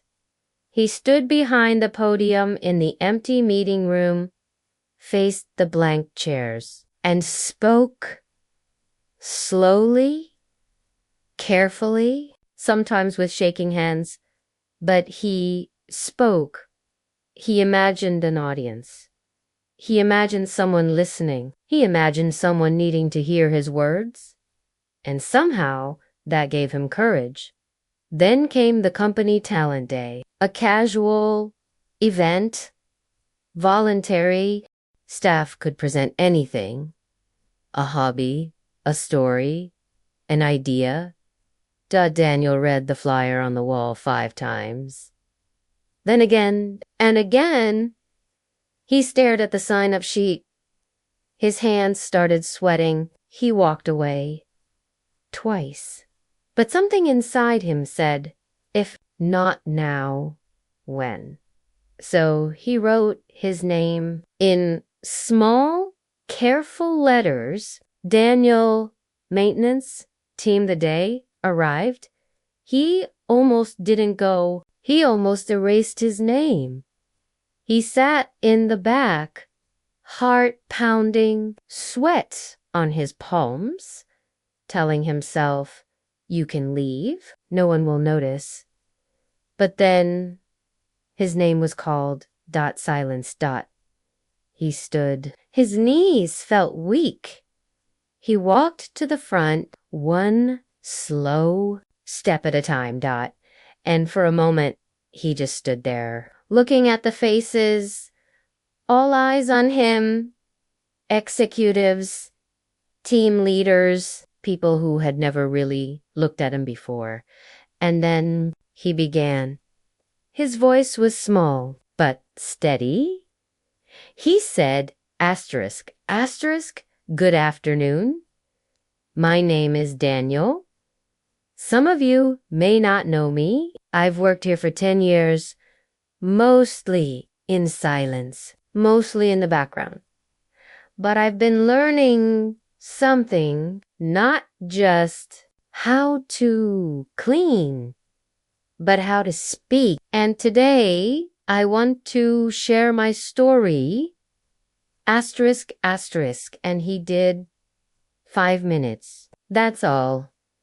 He told them about the notebook, the late night practice, the empty chairs, the fear, and the hope.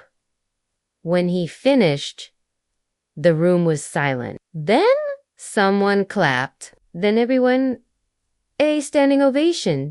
Daniel didn't cry in front of them, but later, alone in the break room, he did, because for the first time, he didn't feel like just the janitor. He felt seen. He felt heard. He felt like a speaker. Because he had become one. After that day, something shifted. People smiled at Daniel in the hallway. They stopped to chat, not out of pity, but out of respect. A week later, a junior employee from marketing approached him. She said, "I've been afraid to speak in English at meetings, but your story made me want to try." Daniel nodded, and for the first time, He didn't shrink. He said, "You don't have to be perfect. You just have to start." His sentence wasn't flawless, but it was real dot, and that made it powerful. A month passed. Then Daniel was invited to speak at a company retreat. He said yes, not because he felt ready, but because he remembered how powerful it is when someone speaks before they feel ready. He stood on that stage, not as a janitor, not even as a speaker, but as a reminder that growth is possible, that silence is not the end, that your job title does not limit your story. He ended his talk with this: "I used to clean this room. Now I speak in it. And that's not because I'm special. It's because I didn't give up." So, if you're listening now, if you've ever felt invisible, if you've ever practiced in silence, if you've ever thought, "This dream is not for people like me," let Daniel be your proof dot. It is for people like you. It is for people exactly like you. Dot, say this now. Repeat after me. My voice matters. No matter who hears it, I will speak. Even if I start in silence, my dream is allowed to grow. I will not give up on myself. Breathe. Feel that. Because you may not see the change yet, but it's happening. Your voice is rising. Your strength is growing. And your story is still being written. Don't stop, because someone out there is waiting to hear your voice, just like you needed to hear Daniel's. I'll be here to walk with you again. Take a breath. You did. Never give up and never forget how far you've come. Talk to you soon.